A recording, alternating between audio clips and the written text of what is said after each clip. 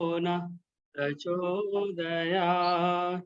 ॐ भूर्भुवः स्वः तत्सवितुर्वरेण्यं भर्गो देवस्य धीमहि धियो यो नः प्रचोदयात्। ॐ भूर्भुवः स्वः तत्सवितुर्वरेण्यं भर्गो देवस्य धीमहि धियो यो नः प्रचोदयात्। तूने हमें उत्पन्न किया, पालन कर रहा है तू। तुझसे ही पाते प्राण हम, दुखियों के कष्ट हरता है तू। तेरा महान तेज है, छाया हुआ सभी स्थान। सृष्टि की वस्तु वस्तु में हो रहा है विद्यमान। तेरा ही धरते ध्यान हम, मांगते तेरी दया।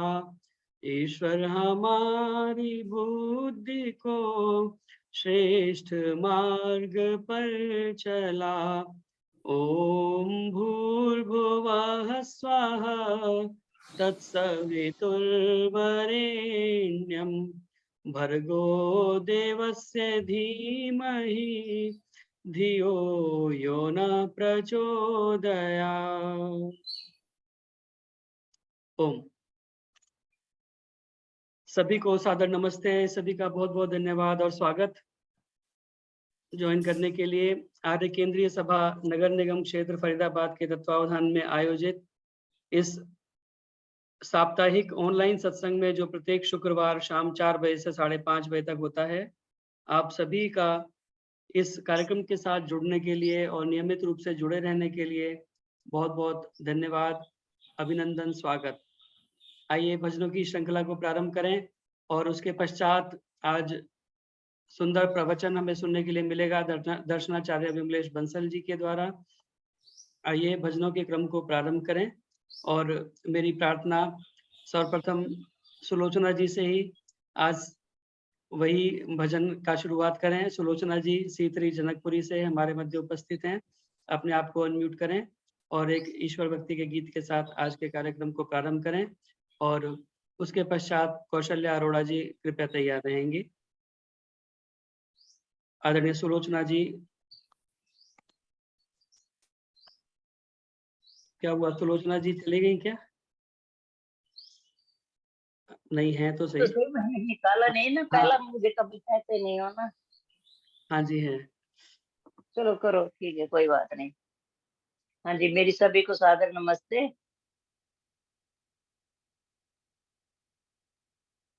ओम। कर मन पे अधिकार ले, तेरा हो गया भजन। कर मन पे अधिकार ले, तेरा हो गया भजन। आदत बुरी सुधार ले, तेरा हो गया भजन। आदत बुरी सुधार ले, तेरा हो गया भजन। दिल में भरा है छल कपट, होठों पे प्रभु का नाम। दिल में भरा है छल कपट, होठों पे प्रभु का नाम।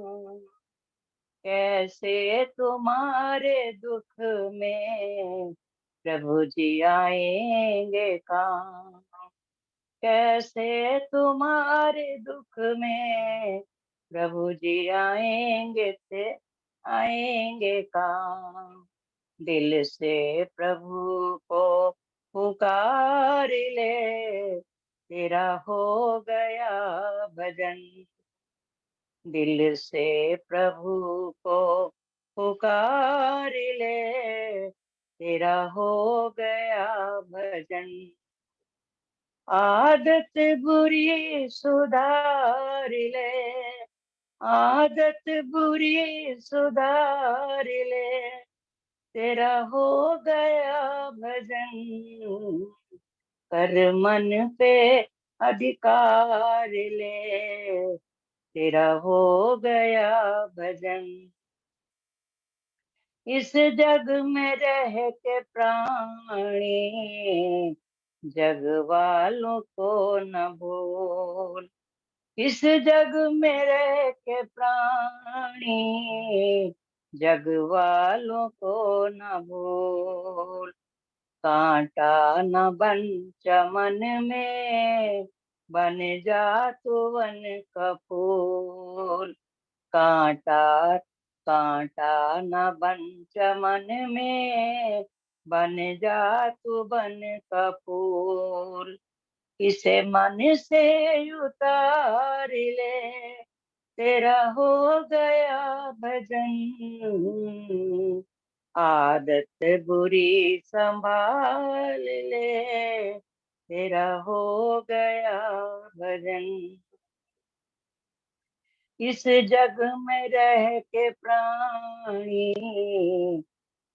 जिस हाल में है प्राणी, उस हाल में गुजर तो कर। जिस हाल में है प्राणी, उस हाल में गुजर तो कर।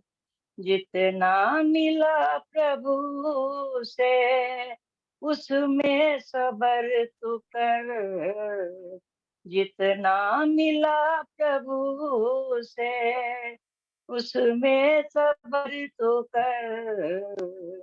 इच्छाओं को निवार ले, तेरा हो गया भजन।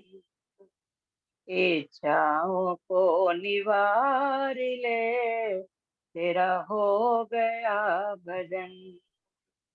आदत बुरी सुधार ले, तेरा हो गया भजन।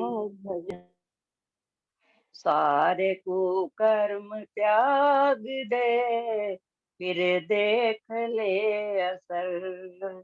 सारे कुकर्म त्याग दे, फिर देख ले असर।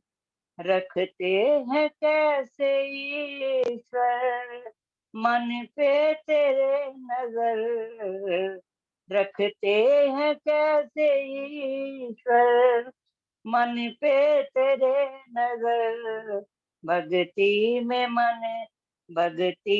मन संवार ले, तेरा हो गया भजन। भक्ति में मन सवार ले, तेरा हो गया भजन। आदत बुरी सुधार ले, तेरा हो गया भजन।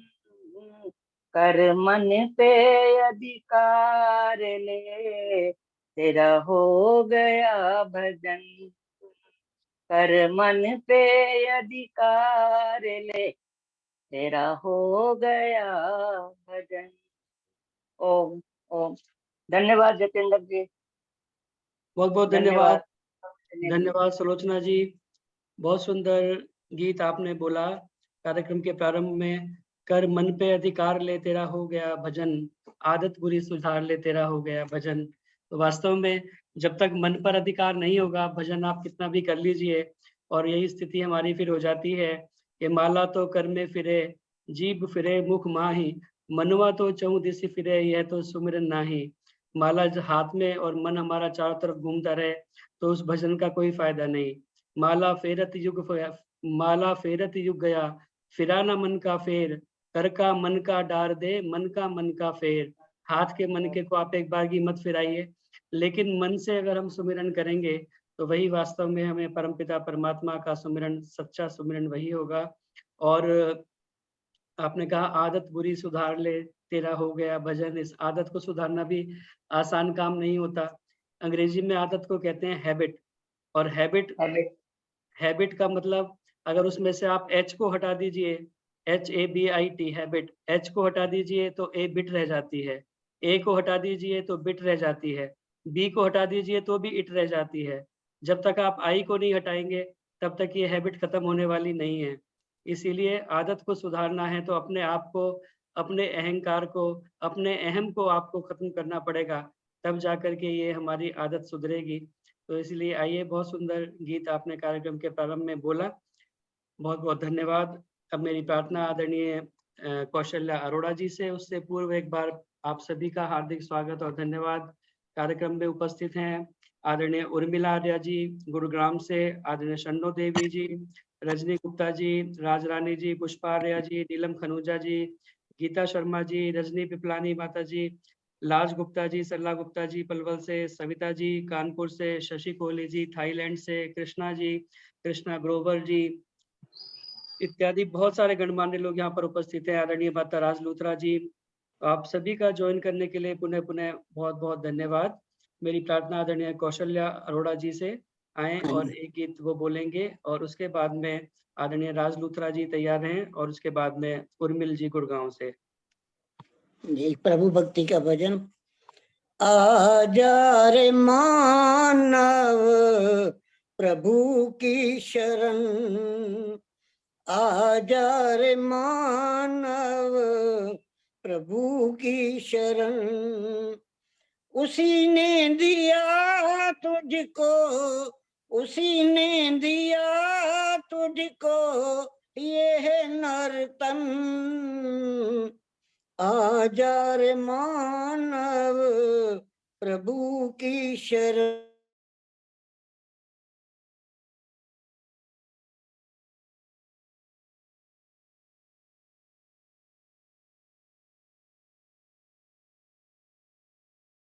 इंटरनेट कुछ बंद हो गया लगता है, 1 मिनट थोड़ा। की इनायत ना है कुछ भी कम, आजा रे मानव प्रभु की शरण, हमको दिए सुख के साधन सारे, जीवन गुजारे हम जिनके सहारे, करें क्यों शिकायत, करें क्यों शिकायत हम हर कदम, आजा रे मानव प्रभु की शरण, आजा रे मानव प्रभु की शरण, उसी के इशारे को कुदरत है माने, जीवन नियमों में हो हम सब ये माने, संयमित करें अपने, संयमित करें अपने मन को भी हम, आजा रे मानव प्रभु की शरण, करुणा के सागर प्रभु हैं हमारे, बुरे हैं भले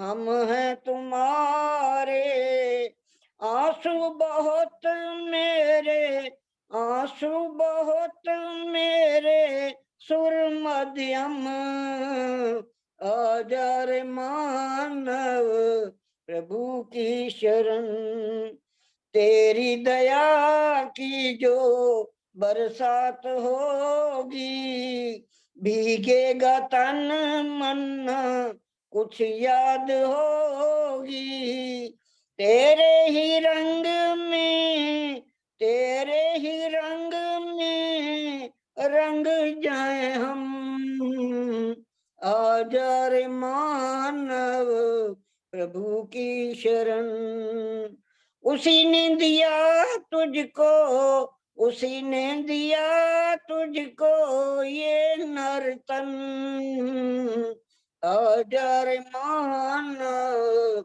प्रभु की शरण, आजा रे मानव प्रभु की शरण। धन्यवाद जतिंदर जी, बहुत बहुत धन्यवाद समय देने के लिए। बहुत बहुत धन्यवाद कौशल्या अरोड़ा जी। बहुत सुंदर ईश्वर भक्ति के लिए प्रेरित करता हुआ आपका भजन, आजा रे मानव प्रभु की शरण, उसी ने दिया तुझको ये मानव का तन। और ये बहुत बड़ी कृपा उस परमपिता परमात्मा की हमारे ऊपर है कि उसने ये मनुष्य का शरीर हमें प्रदान किया है। यूँ कहने को तो दुनिया में कहा जाता है कि 84 लाख योनियां हैं। महर्षि स्वामी दयानंद सरस्वती कहते हैं कि जिसने 84 लाख गणना की उसका धन्यवाद, लेकिन योनियां असंख्य हैं। उन असंख्य योनियों में हमें जो सर्वोत्तम योनि है वो मानव की योनि परमपिता परमात्मा ने कृपा करके प्रदान की है। तो उसका हमें हर समय धन्यवाद करना चाहिए। हर समय अपने लक्ष्य को ध्यान में रखना चाहिए कि ये जो मनुष्य का तन हमें प्राप्त हुआ है, इसको प्राप्त करके हम व्यर्थ ना गंवाएं, इसको हमेशा उत्तम कार्यों में लगाएं, ताकि हमारा यह मनुष्य का तन पाना सार्थक हो। इसीलिए आइए उस प्रभु की शरण में चलें, उस प्रभु को हम कभी भी भूलें नहीं और इस तन को सफल बनाने का हरदम प्रयास करते रहें। हर क्षण मन में यही विचार करते रहें कि हमारे द्वारा किसी का बुरा ना हो, किसी का नुकसान ना हो, किसी की हानि ना हो। हमेशा उत्तम कार्यों में लगा करके इस मनुष्य के तन को सार्थक बनाएं। बहुत बहुत धन्यवाद सुंदर गीत सुनाने के लिए आदरणीय कौशल्या अरोड़ा जी। अब मेरी प्रार्थना माता राज लूथरा जी से एक गीत वो रखें और उसके बाद में आदरणीय उर्मिल जी गुड़गांव से वो कृपया तैयार रहें। सबको मेरी सादर नमस्ते। एक प्रभु भक्ति का ही मैं भी एक गीत प्रस्तुत कर रही हूँ। एक प्रभु भक्त अपने प्रभु से कह रहा है, एक चाहूं प्रभु तेरा साथ, चाहे संसार सब रूठे। एक चाहूं प्रभु तेरा साथ, चाहे संसार सब रूठे। गुण तेरे सदा गाऊं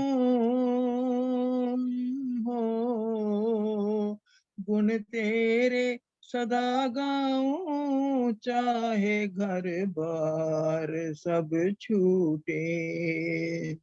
एक चाहूं प्रभु मैं तेरा साथ, चाहे संसार सब रूठे। झूठे जग के रिश्ते नाते, सब अंतिम में है तज जाते। ओ झूठे जग के रिश्ते नाते, सब अंतिम में है तज जाते।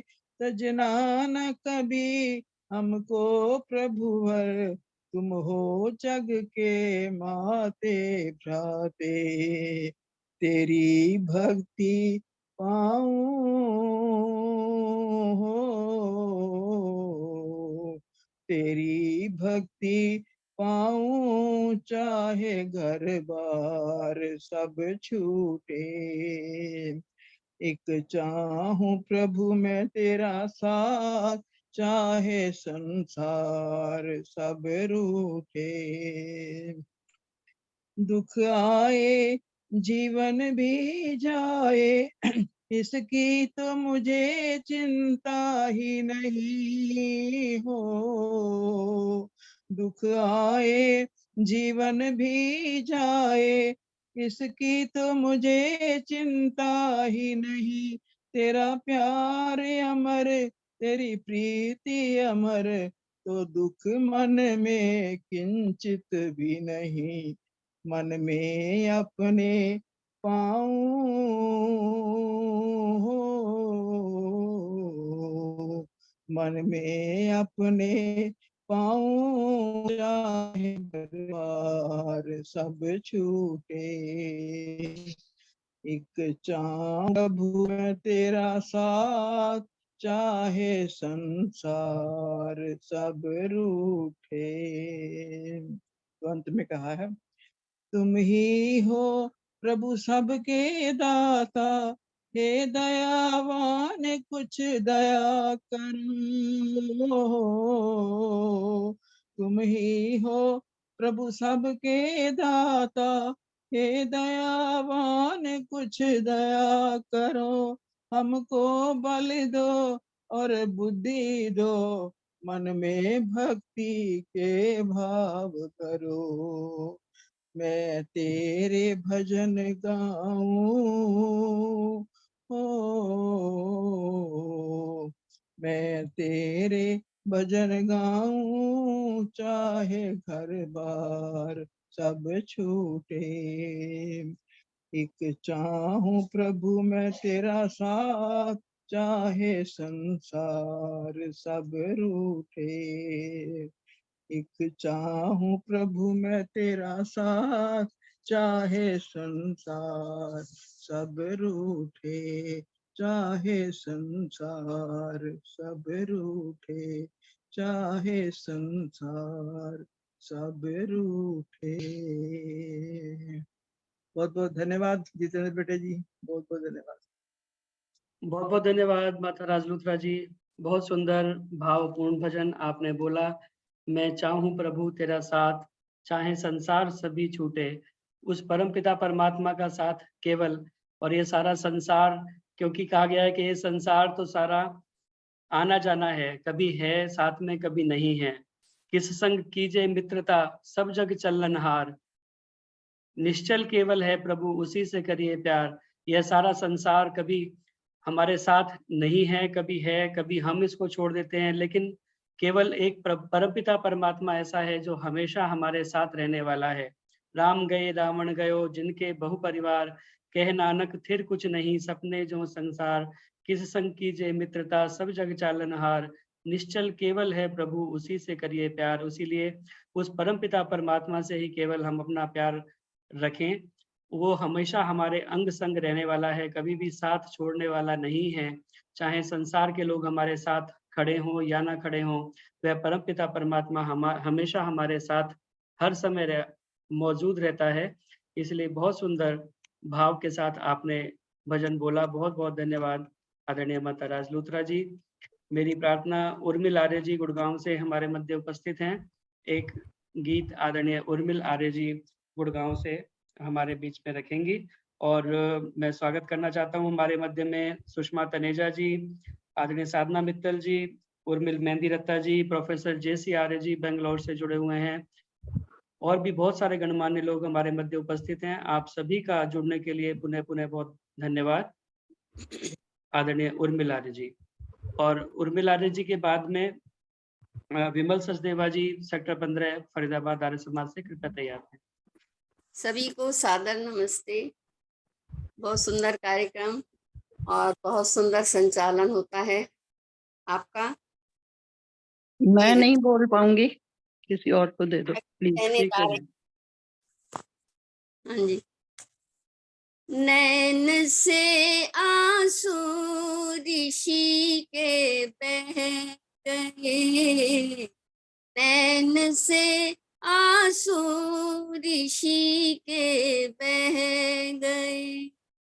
हम कभी क्या थे आज क्या रह गए, नैन से आंसू ऋषि के बह गए।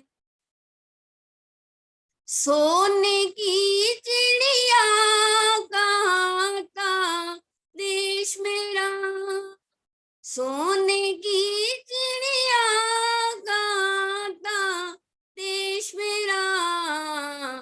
हीरे पन्ने मोती माणिक बह गए, हीरे पन्ने मोती माणिक बह गए। हम कभी क्या थे आज क्या रह गए, नैन से आंसू ऋषि के बह गए। पाप की नगरी धरा पर बस गई, पाप की नगरी धरा पर बस गई। धर्म के वो महल सुंदर ढह गए, धर्म के वो महल सुंदर ढह गए। हम कभी क्या थे आज क्या रह गए, नैन से आंसू ऋषि के बह गए। वस्त्र दुनिया को कभी जो बांटते, वस्त्र दुनिया को कभी जो बांटते, उनके मुर्दे भी कफन बिन बह गए, उनके मुर्दे भी कफन बिन बह गए। हम कभी क्या थे आज क्या रह गए, नैन से आंसू ऋषि के बह गए। विश्व के हम थे निरंजन कभी गुरु, विश्व के हम थे निरंजन कभी गुरु, आज विद्या में हम ही सब बह गए, आज विद्या में हम ही सब बह गए। हम कभी क्या थे आज क्या रह गए, नैन से आंसू ऋषि के बह गए, नैन से आंसू ऋषि के बह गए। धन्यवाद जी समय देने के लिए। बहुत बहुत धन्यवाद उर्मिल जी। बहुत सुंदर घटना आपने प्रस्तुत की ऋषि के जीवन की। बहुत ही मार्मिक यह घटना है जब ऋषि के आंखों से आंसू बह निकले, क्योंकि वो ऋषि था जो आसानी से रोता नहीं था। लोग कहते थे पाषाण हृदय है, लेकिन आज इस घटना को देख करके ऋषि की आंखों से आंसू बह निकले। और किसी कवि ने कहा है कि रे सदियों के बाद हिमालय आंसू भरकर रोया। क्या रहस्य है इस रोदन का? मैं कुछ पंक्तियां पढ़ करके सुना रहा हूँ। मेरे हाथ में पुस्तक है प्रेम भिक्षु जी महाराज की यज्ञ में जीवन, उसमें से पढ़ करके मैं ये आपको सुना रहा हूँ। क्या रहस्य है इस रोदन का? यही कि ऋषि ने जन जन की पीर को अपनी पीर बना लिया, जन जन के आंसू को अपना आंसू बना लिया, और वह चिंतन में डूब गया। आखिर मेरा यह महान राष्ट्र जो कभी विश्व का गुरु था और चक्रवर्ती सम्राट, उसकी यह दीनहीन गलित पलित दशा क्यों? जिस भारत को कभी सोने की चिड़िया कहा जाता था, मेरा वह गौरवशाली राष्ट्र जो पारस बटिया था, जिससे विदेशी रूपी लोहा छूकर सोना बन जाता था, आज उसकी माओ को लाज ढकने तक को वस्त्र नहीं। हा हंत, आखिर यह पतन और पराभव क्यों? विश्व का चक्रवर्ती शासक आज विदेशियों द्वारा पदाक्रांत और पराधीन क्यों? और इन सभी प्रश्नों का उसे एक उत्तर सूझ पड़ा। वेद विद्या के लोक जन्य अज्ञान मेरे महान राष्ट्र के पतन के एक एक दृश्य उस देवता की आंखों में झूल गए। उसके अंतःचक्षुओं ने देखा कि किस प्रकार धर्मराज कहलाने वाले युधिष्ठिर पवित्र वेदों की शिक्षा अक्षय माँ दिव्य कृषिमित कृषस्व अर्थात जुआ मत खेलो खेती करो को भुलाकर राष्ट्र के सर्वनाश का द्वार खोला। किस प्रकार वेदोक्त क्षात्र धर्म को भुलाकर दंड शास्त्री प्रजा सर्वा दंड एव धर्म विदुर्बुध के शास्त्रीय वचन को भुलाकर इतिहास में महान कहे जाने वाले अशोक ने पापियों के लिए काल रूपी अपनी तलवार को सुलाकर शक हूण और यवनों के लिए भारत विजय का मार्ग प्रशस्त किया। किस प्रकार धर्म के नाम पर मूर्खता और अंधविश्वास का शिकार बन सिंध के राजा दाहिर ने मोहम्मद बिन कासिम के मुकाबले में जीती बाजी को हार दिया। किस प्रकार मूर्ति पूजा के पाप के फलस्वरूप मंदिरों में एकत्रित राष्ट्र की समस्त पूंजी को हमने लुटवा दिया। किस प्रकार मूर्ति में विश्वास कर भारतीय राजा हाथ पर हाथ धरे बैठे रहे और महमूद गजनबी यह कहते हुए कि मैं मूर्ति को बेचने नहीं तोड़ने आया हूँ, सोमनाथ मंदिर की मूर्ति के टुकड़े टुकड़े कर असंख्य रत्न हीरे जवाहरात मोती मूंगे ऊंटों पर लाद लाद कर गजनी ले गया। किस प्रकार पृथ्वीराज वेदोक्त क्षात्र धर्म की उपेक्षा कर मोहम्मद गौरी को 16 बार क्षमा करता रहा और अंत में अपना और राष्ट्र का सर्वनाश करा बैठा। किस प्रकार वर्ण व्यवस्था को जन्मगत जाति पाति में बदलकर पानीपत के युद्धों में हमारी हार हुई, किस प्रकार वैदिक राजनीति को भुलाकर हमने व्यापारी के रूप में आए अंग्रेजों को आश्रय दिया और अंत में अपने महान राष्ट्र की स्वतंत्रता को गंवा बैठे, किस प्रकार मातृशक्ति के निरादर छूत छात की पापपूर्ण मान्यता और चूल्हे चौके के अंधविश्वास में फंसकर राष्ट्र की स्वतंत्रता को चौका लगा बैठे, किस प्रकार मुझे क्या और तुझे क्या की संकीर्णता और अयज्जिक वृत्ति को अपनाकर हमने अपनों को बेगाना कर दिया, किस प्रकार कण्वंतो विश्व माध्यम विश्व के आर्यकरण के अपने लक्ष्य और ऐतिहासिक गौरव को भुलाकर हम अपनों को ही धक्के देकर अनार्य एवं म्लेच्छ बनाते रहे, किस प्रकार एक ईश्वर और उसके मुख्य नाम ओम की जगह अनेक ईश्वरों की कल्पना, सर्वव्यापी प्रभु को सातवें आसमान, चौथे आसमान या क्षीर सागर में शयन करने वाला या एक देशीय माना, सर्वंतर्यामी अजन्मा प्रभु को मां के गर्भ से जन्म लेने वाला मानना, एक वैदिक धर्म मानव धर्म की जगह अनेक मत मतांतरों का कल्पन, एक धर्म ग्रंथ की जगह अनेक पंथाई ग्रंथ, एक अभिवादन नमस्ते के स्थान पर अनेकों विचित्र विचित्र अभिवादन, और इन सबसे उत्पन्न मानव के बीच भेदभाव की दीवालें, ये संपूर्ण चित्र ऋषिराज के नैनों में तैर गए, उनका अंतर करा उठा। इस संपूर्ण दुरावस्था का मूल राष्ट्र के प्रथम और प्रबलतम शत्रु अज्ञान को पाकर ऋषिराज ने समाधि के आनंद को हवि बनाते हुए मानो कहा, इदम राष्ट्राय स्वाहा इदं नमः, और सचमुच वह महर्षि 18 घंटे के समाधि सुख को त्याग कर पाखंड खंडनी पताका लेकर कर्तव्य क्षेत्र में कूद पड़ा। तो यह सारे दृश्य उस महर्षि की आंखों में उतर आए जब उसने उस घटना को देखा, और आज वो ऋषि आंसू भर करके रोया, और जब उसके सामने ये सारे दृश्य उत्पन्न हुए तो उसने अपने जीवन की आहुति दे डाली, अपने सर्वस्व को स्वाहा करके इस क्षेत्र में कूद पड़ा, और उसने कहा कि मेरा जो मोक्ष का रास्ता है वो सभी को रास्ता बताते हुए स्वयं खुल जाएगा। तो ऐसे ऋषि की उस घटना को आपने याद किया, बहुत बहुत धन्यवाद आदरणीय उर्मिल जी।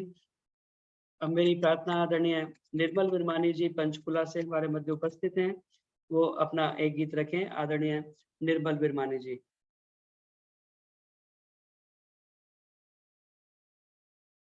निर्मल विरमानी जी कृपया अनम्यूट कर लें अपने आप को। और इस बीच में हमारे मध्य उपस्थित हैं आदरणीय भरत सचदेवा जी, बहुत बहुत स्वागत। सुषमा तनेजा जी, साधना मित्तल जी, प्रेमलता मदान जी सीतरी जनकपुरी से, आप सभी का ज्वाइन करने के लिए बहुत बहुत धन्यवाद। सुनीता भाटिया जी, अनुपम आर्य जी हापुड़ से। आदरणीय निर्मल विरमानी जी अपना भजन रखें, और इसके बाद गीता शर्मा जी कृपया तैयार रहें। हाँ जी, 1 मिनट।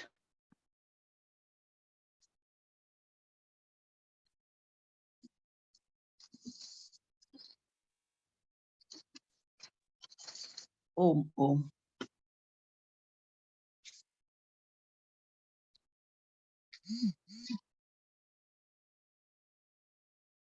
सभी को सादर नमस्ते जी। आइए एक ईश्वर की कृति का, परमात्मा कैसे कैसी रचना करता है उसको देख देख कर हमें बहुत अचंभा होता है। उसकी कृति को भजन के माध्यम से प्रस्तुत कर रही हूँ। मैं तो सोच सोच कर हारा, तेरिया तू जान मालिका। मैं तो सोच सोच कर हारा, तेरिया तू जान मालिका। कैसे रच दिया जगत ये सारा, तेरिया तू जान मालिका। कैसे रच दिया जगत ये सारा, तेरिया तू जान मालिका। किस धातु से पवन बनाया, किस धातु से पानी, कैसे की तेज की रचना मैं तो भेद न जानी। कैसे रच दिया सूरज तारा, तेरिया तू जान मालिका। मैं तो सोच सोच कर हारा, तेरिया तू जान मालिका। कैसे बादल दल आकाश में करे गर्जना भारी, कैसे बादल दल आकाश में करे गर्जना भारी। कभी न टपके एक बूंद, कभी भर दे नदियां सारी। कैसे बिजली करे चमकारा, तेरिया तू जान मालिका। मैं तो सोच सोच कर हारा, तेरिया तू जान मालिका। कैसे की भूमि की रचना, कैसे शिखर बनाया। कैसे की भूमि की रचना, कैसे शिखर बनाया। कैसे नदी सरोवर रचकर जल की धार बहाया। कैसे रच दिया सागर खारा, तेरिया तू जान मालिका। मैं तो सोच सोच कर हारा, तेरिया तू जान मालिका। कैसे की बीज की रचना, कैसे वृक्ष बनाया। कैसे की बीज की रचना, कैसे वृक्ष बनाया। कैसे पत्ती फूल बनाकर नाना भांति सजाया। कैसे पत्ती फूल बनाकर नाना भांति सजाया। कैसे फलों में रस तूने डाला, तेरिया तू जान मालिका। मैं तो सोच सोच कर हारा, तेरिया तू जान मालिका। बगुला हंस बनाया उज्जवल, कागा कोयल काली। बगुला हंस बनाया उज्जवल, कागा कोयल काली। लाल चोंच दी तोते को और पंखों में हरियाली। कैसे मोरे को खूब सजाया, तेरिया तू जान मालिका। मैं तो सोच सोच कर हारा, तेरिया तू जान मालिका। गन्ना मीठा मिर्ची तीखी खारा नमक बनाया। गन्ना मीठा मिर्ची तीखी खारा नमक बनाया। एक ही मिट्टी एक ही पानी, भेद कहाँ से आया। कोई फीका मीठा कोई खारा, तेरिया तू जान मालिका। मैं तो सोच सोच कर हारा, तेरिया तू जान मालिका। नाना भांति जगत के प्राणी, नाना शक्ल बनाया। नाना भांति जगत के प्राणी, नाना शक्ल बनाया। भिक्षुक पीर फकीर, किसी को शहंशाह बनाया। भिक्षुक पीर फकीर, किसी को शहंशाह बनाया। जग तेरा ही सारा पसारा, तेरिया तू जान मालिका।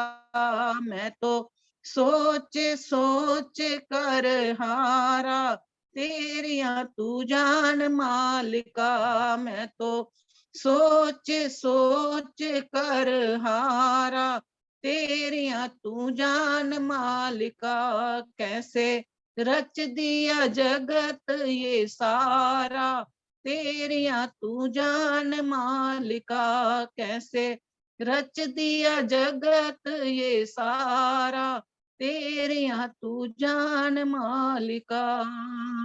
धन्यवाद जी, समय देने के लिए बहुत बहुत धन्यवाद आपका। बहुत बहुत धन्यवाद निर्मल बिरमानी जी। बहुत सुंदर ईश्वर की रचना का वर्णन आपने गीत के माध्यम से किया। किस प्रकार से उस परमपिता परमात्मा ने इस सुंदर जगत की रचना की है और कितना कॉम्प्लिकेटेड ये सारा संरचना है, जिसको परमपिता परमात्मा सहज रूप से उत्पन्न करता है। एक एक चीज पर अगर हम दृष्टिपात करें तो हमें उस परमपिता परमात्मा के सत्ता का, उसके अस्तित्व का पता चलता है। अखिल विश्व में व्यापक सत्ता, साक्षी दे रहा पत्ता पत्ता। कहीं ऊंचे शैल, कहीं कोसों हरे खेत, मानो प्रकृति नटी का हरा पट्ट लहराया है। कहीं बरसाया अंधाधुंध जल है प्रकाश, कहीं प्राणी बूंद बूंद को भी तरसाया है। करता है उजाला आंखों में चकाचौंध, कहीं कहीं अधिकार अंधकार ने जमाया है। पार नहीं पाया चतुरों का चित्त चकराया, ईश्वर की माया कहीं धूप कहीं छाया है। बड़े बड़े चतुरों की जो चित्त है वो चकरा जाता है उस परमपिता परमात्मा की रचना को देख करके। और पता पूरा पार नहीं पा सकते उस परमपिता परमात्मा की रचना का। अंत में कहना पड़ता है नेति नेति, इतना ही नहीं बहुत है, और भी है आगे, और भी बहुत सारा है। तो ऐसे परमपिता परमात्मा की रचना का आपने किंचित वर्णन अपने गीत के माध्यम से किया। बहुत बहुत धन्यवाद सुंदर गीत सुनाने के लिए।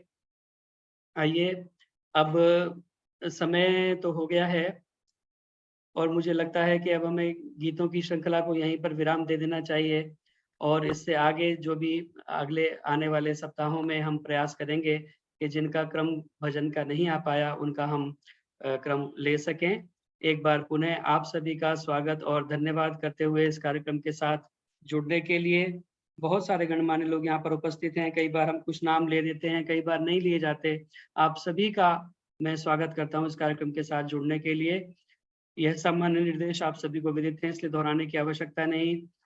यह कार्यक्रम फेसबुक पर भी लाइव चलता है, अभी भी चल रहा है। तो जो भी लोग किसी कारण से जूम पर नहीं जुड़ पाते, वो फेसबुक के माध्यम से इस कार्यक्रम को देख सकते हैं, और बाद में भी जाकर के आप फेसबुक पर इस कार्यक्रम को देख सकते हैं। वहां जाकर के लाइक करें, कमेंट करें, शेयर करें, ताकि अधिक से अधिक लोगों तक यह कार्यक्रम पहुंच सके। जो लोग फेसबुक के माध्यम से इस कार्यक्रम के साथ जुड़े हुए हैं, उनका भी मैं हार्दिक स्वागत और धन्यवाद करता हूं। स्वेच्छानुसार दान देने के लिए मेरा मोबाइल नंबर है, इस पर फोन पे, पेटीएम, यूपीआई इत्यादि के माध्यम से आप अपना सात्विक दान भेज सकते हैं। इस बीच में हमें आदरणीय सरोज चंद्रा जी नोएडा से 1100 रुपए प्राप्त हुए, इनका बहुत बहुत धन्यवाद।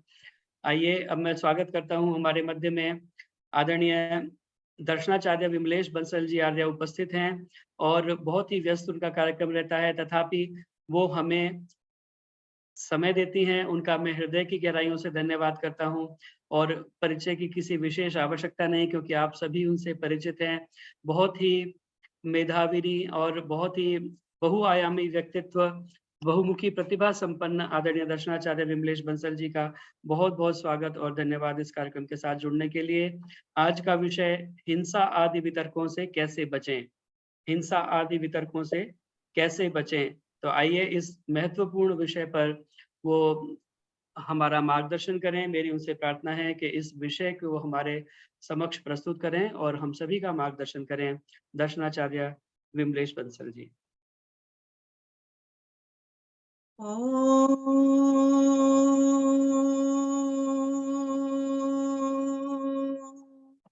यो भूतं च भव्यं च सर्वं यश्चाधितिष्ठति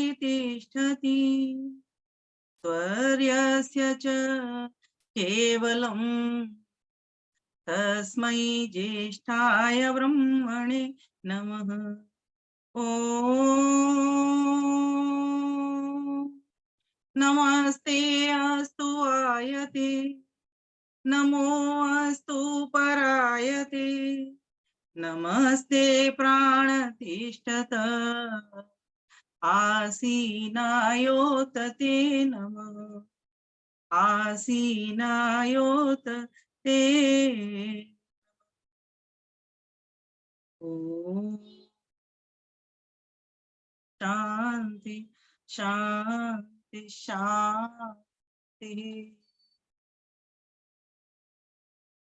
बहुत ही सुंदर कार्यक्रम चल रहा है। ये फरीदाबाद का जो अपना सत्संग है, जो साप्ताहिक होता है, सभी माताओं ने बहुत ही सुंदर भजन सुनाए। मैं माता राजलूथरा जी को सुना, माता निर्मल बिरमानी जी को भी सुना, और भी माताएं मुझसे पहले भी बहुत सारी माताएं बोल चुकी हैं। एक हमारी बहन मिली कहाँ से, हरियाणा से, गुड़गांव से, उर्मिला रिया जी, उनका भी सुना। तो बहुत आनंद आता है और लगता है कि सुनते ही रहे। वास्तव में भजन तो ईश्वर को जोड़ने की एक बहुत ही सुंदर, सशक्त और सुव्यवस्थित और मधुर एक कला है, एक विधा है, जिसके कारण हम अपने जीवन को भक्तिमय कर सकते हैं, ईश्वर से जुड़ सकते हैं। ऐसी सभी माताओं को अपना नमन वंदन अभिनंदन करते हुए, जो भी जहां से भी मेरे सभी परिचित अपरिचित पूरे भारतवर्ष से ही जुड़ते हैं यहाँ पर, हो सकता है हमारी कुछ माताएं बहनें और भाई बाहर से भी जुड़े हुए, विदेशों से भी जुड़े हुए, तो ऐसे सभी भाइयों को भी मैं अपना नमन वंदन अभिनंदन करती हूँ। और साथ ही मुझे जो नमस्ते कह रहे हैं आपके इस चैनल के माध्यम से, उन लोगों को भी सभी को नमस्ते करती हूँ। और आज का जो संचालन कर रहे हैं बड़े ही मधुरता के साथ और कुशलता के साथ, विद्वता के साथ, ऐसे मेरे प्रिय छोटे भाई जितेंद्र जी को भी मैं अपना नमन वंदन अभिनंदन करती हूँ। प्यारे भाइयों बहनों माताओं, आज का विषय बड़ा ही सुंदर है और जितना सुंदर है उतना ही हम सभी के लिए ये कठिन भी है, और दोनों ही विरोधी बातें हैं, सुंदर भी है कठिन भी है। तो इसीलिए कुछ तालमेल सा नहीं बैठता बात में, लेकिन हमें तालमेल बिठाना पड़ेगा। किसी भी कठिन डगर पर चलते हैं, पहले तो वो ऐसे लगती है कि कहाँ आ गए हम, लेकिन बाद में वही पथ हमको सुंदरता की ओर ले जाता। तो जैसा कि हमारा जो विषय है, बहुत सारे लोगों ने तो मुझे यही प्रश्न कर लिया, ये तो बता दो वितर्क होता क्या है, कि कहाँ से विषय ले आते हो आप। तो आइए चलिए पहले इसी को स्पष्ट कर लेती हूँ। जैसे कि विषय था हमारा हिंसा आदि वितर्कों से कैसे बचें। तो वितर्क कहते हैं वि अर्थात विपरीत, वि अर्थात विरोधी, विरोधी विपरीत नकारात्मक विचार जो होते हैं उनको हम वितर्क कहते हैं। शास्त्र में महर्षि पतंजलि ने भी इनको वितर्क कहा है। जो विपरीत विचार होते हैं, नकारात्मक होते हैं, पाप के विचार होते हैं, हिंसात्मक विचार होते हैं, इन सभी विचारों को वितर्क कहा जाता है। क्यों वितर्क क्यों कहा जाता है? इसलिए वितर्क कहा जाता है इनको क्योंकि व्यक्ति की भावना होती है कि मैं कुछ अच्छा पाने के लिए संसार में आया हूं, कुछ अच्छा पाऊं, लेकिन प्रयास तो वो कर रहा है कि मैं अच्छा पाऊं, लेकिन देखते ही देखते इस माया की चकाचौंध में ऐसा वो फंस जाता है कि जो अच्छा काम वो सोच करके बैठा था कि जैसे मैं कल से हवन करूंगा, अब उसके तुरंत थोड़ी देर के बाद ही वो वितर्क आ जाते हैं। मीन्स अरे हवन तो मैं रोज ही करता हूँ, क्या हुआ इसमें, तो मेरा खर्चा लगता है, कोई फायदा नहीं है, आज चलो बैठ करके एंजॉय करते हैं, घर में पत्ते खेलते हैं। ये जो विपरीत विचार है, ये जो विरोधी विचार है, ये जो परेशान करने वाले विचार हैं, ये जो पतन की ओर ले जाने वाले विचार हैं, ये जो स्वयं को दुखी करने वाले और अपने आप से औरों को दुखी करने वाले विचार हैं, ये सभी की सभी विचारों को वितर्क कहा जाता है, जिनसे व्यक्ति पतन की ओर जाता है, जिससे व्यक्ति उन्नति नहीं कर सकता। सूत्रकार बड़ा सुंदर कहता है, महर्षि पतंजलि के 2 सूत्रों का वर्णन करूंगी आज के अपने व्याख्यान में। आप लिख सकते हैं, योग दर्शन के साधन पाद के 33वां और 34वां सूत्र का प्रयोग कर रही हूँ। आप अपना इस फाइल में निकाल सकते हो कंप्यूटर के द्वारा। योग दर्शन साधन पाद 33वां और 34वां सूत्र, दोनों सूत्रों के भीतर की बात आएगी इसमें। वितर्क वादने प्रतिपक्ष भावनम, ये हमारा 33वां सूत्र है, यहीं से प्रारंभ करती हूँ। वितर्क वादने, जब व्यक्ति के भीतर वितर्क बाधा करने लगे, अर्थात इस तरह के नकारात्मक विचार, विपरीत विचार जो कि ईश्वर की आज्ञा के विपरीत है, इसको और सरल भाषा में समझिए, जो कि ईश्वर की आज्ञा के विपरीत विचार हैं, वे हमारे भीतर उठ रहे हैं। जो हिंसात्मक विचार हैं वे हमारे भीतर उठ रहे हैं। किसी का बुरा करने वाले विचार हैं जो हमारे भीतर उठ रहे हैं। अगर ऐसे विचार हमको बाधित कर रहे हैं तो क्या करना चाहिए? तो महर्षि पतंजलि कहते हैं प्रतिपक्ष भावनम, अर्थात जो आपका पक्ष था उसके प्रतिकूल विचार उठाना प्रारंभ कर दीजिए। आपका पक्ष क्या आया? आपका पक्ष आया किसी की हिंसा करूंगा, किसी को मारूंगा, किसी को गाली दूंगा, ये विचार आपके भीतर उठे। आपने क्या किया? जो अच्छे विचार थे, जो यम नियम के विचार थे, उनको दबा दिए, और कौन से विचार उठा लिए? जो प्रतिकूल विचार थे, जो आपको नहीं उठाने चाहिए थे, वे उठा लिए। तो अब आपको करना क्या होगा? आपको उनके जो पक्ष आपका उठ गया, गलत पक्ष आपका उठ गया, प्रतिकूल पक्ष आपका उठ गया, उसके प्रतिकूल विचार कर लीजिए, अर्थात उसके उल्टे चल लीजिए। तो वापस वहीं आ जाओ। जैसे आपने एक विचार मन के भीतर उठाया कि मैं हवन करूंगा, और आपके हवन के विचार को किसने रोक दिया कि चलो आज मैं आराम कर लेता हूँ, पत्ते खेल लेता हूँ, ताश खेल लेता हूँ। अब क्या करना आपने? इसी को दबा करके, जो उठा के पत्ते खेल लेता हूँ, इसको दबा करके आपको पुराने विचार की ओर आ जाना है कि नहीं नहीं नहीं, मुझे हवन करना है। ये प्रतिपक्ष भावना है। तो क्या कहा कि अगर व्यक्ति के मन के भीतर कोई विरोधी विपरीत विचार ऐसे उठते हैं, उन विचारों को दबाने के लिए आप प्रतिपक्ष भावना करिए, अर्थात जो पक्ष आपका गलत उठ गया, उस गलत के विपरीत आप उल्टा चलना प्रारंभ कर दीजिए, अर्थात पुरानी पहली जगह पर आप पहुंचना प्रारंभ कर दीजिए। ये है प्रतिपक्ष भावना। ये भैया ने यहाँ पर दे दिया, देख सकते हैं आप सभी। जब कभी यम और नियमों के विरोधी हिंसा आदि के भाव यम नियम के पालन में बाधा पहुंचावें, तब उनके प्रतिपक्षी विचारों का बारंबार चिंतन करना चाहिए। ये बहुत कठिन भाषा है और मैंने इसको एकदम आपके समक्ष सरल कर दिया कि जब अच्छी भावना आपकी दब जाए बुरी भावनाओं के द्वारा, तो बुरी भावनाओं को हटा करके अच्छी भावनाओं को पुनः प्रतिष्ठित कर लेना चाहिए। प्रतिपक्ष भावना, ये है प्रतिपक्ष भावना। अब इन वितर्कों से सावधान कैसे रहे, और ये वितर्क है क्या, कौन कौन से वितर्क होते हैं? तो कहा गया कि हिंसा आदय अर्थात हिंसा आदि। अब हिंसा आदि कह करके कोई और भी शब्द इसमें जुड़ते होंगे जिससे महर्षि पतंजलि ने हिंसा आदि कह दिया। तो हिंसा आदि के साथ साथ क्या जुड़ेंगे, मैं आपको एकदम सरलता से बताऊंगी।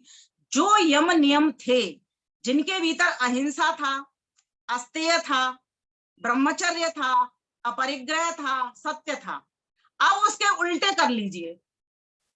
उल्टे क्या होंगे? अहिंसा का उल्टा क्या होगा? हिंसा। तो हिंसा आदि। अस्तेय का उल्टा क्या होगा? चोरी। अस्तेय का अर्थ होता है चोरी नहीं करना, अब इसका उल्टा करेंगे तो चोरी कर लेना। तो ये जो विरोधी विचार है, हिंसा करना, चोरी करना, अब ब्रह्मचर्य की जगह क्या कर लोगे? व्यभिचार करना, अर्थात वेद की आज्ञा का पालन नहीं करना, ब्रह्म के अनुकूल नहीं विचरना, वीर्य को सुरक्षित नहीं करना, ये ब्रह्मचर्य के 3 अर्थ होते हैं। अब इनके उल्टा कर लेना, व्यभिचार में उतर जाना, ब्रह्मचर्य का पालन नहीं करना।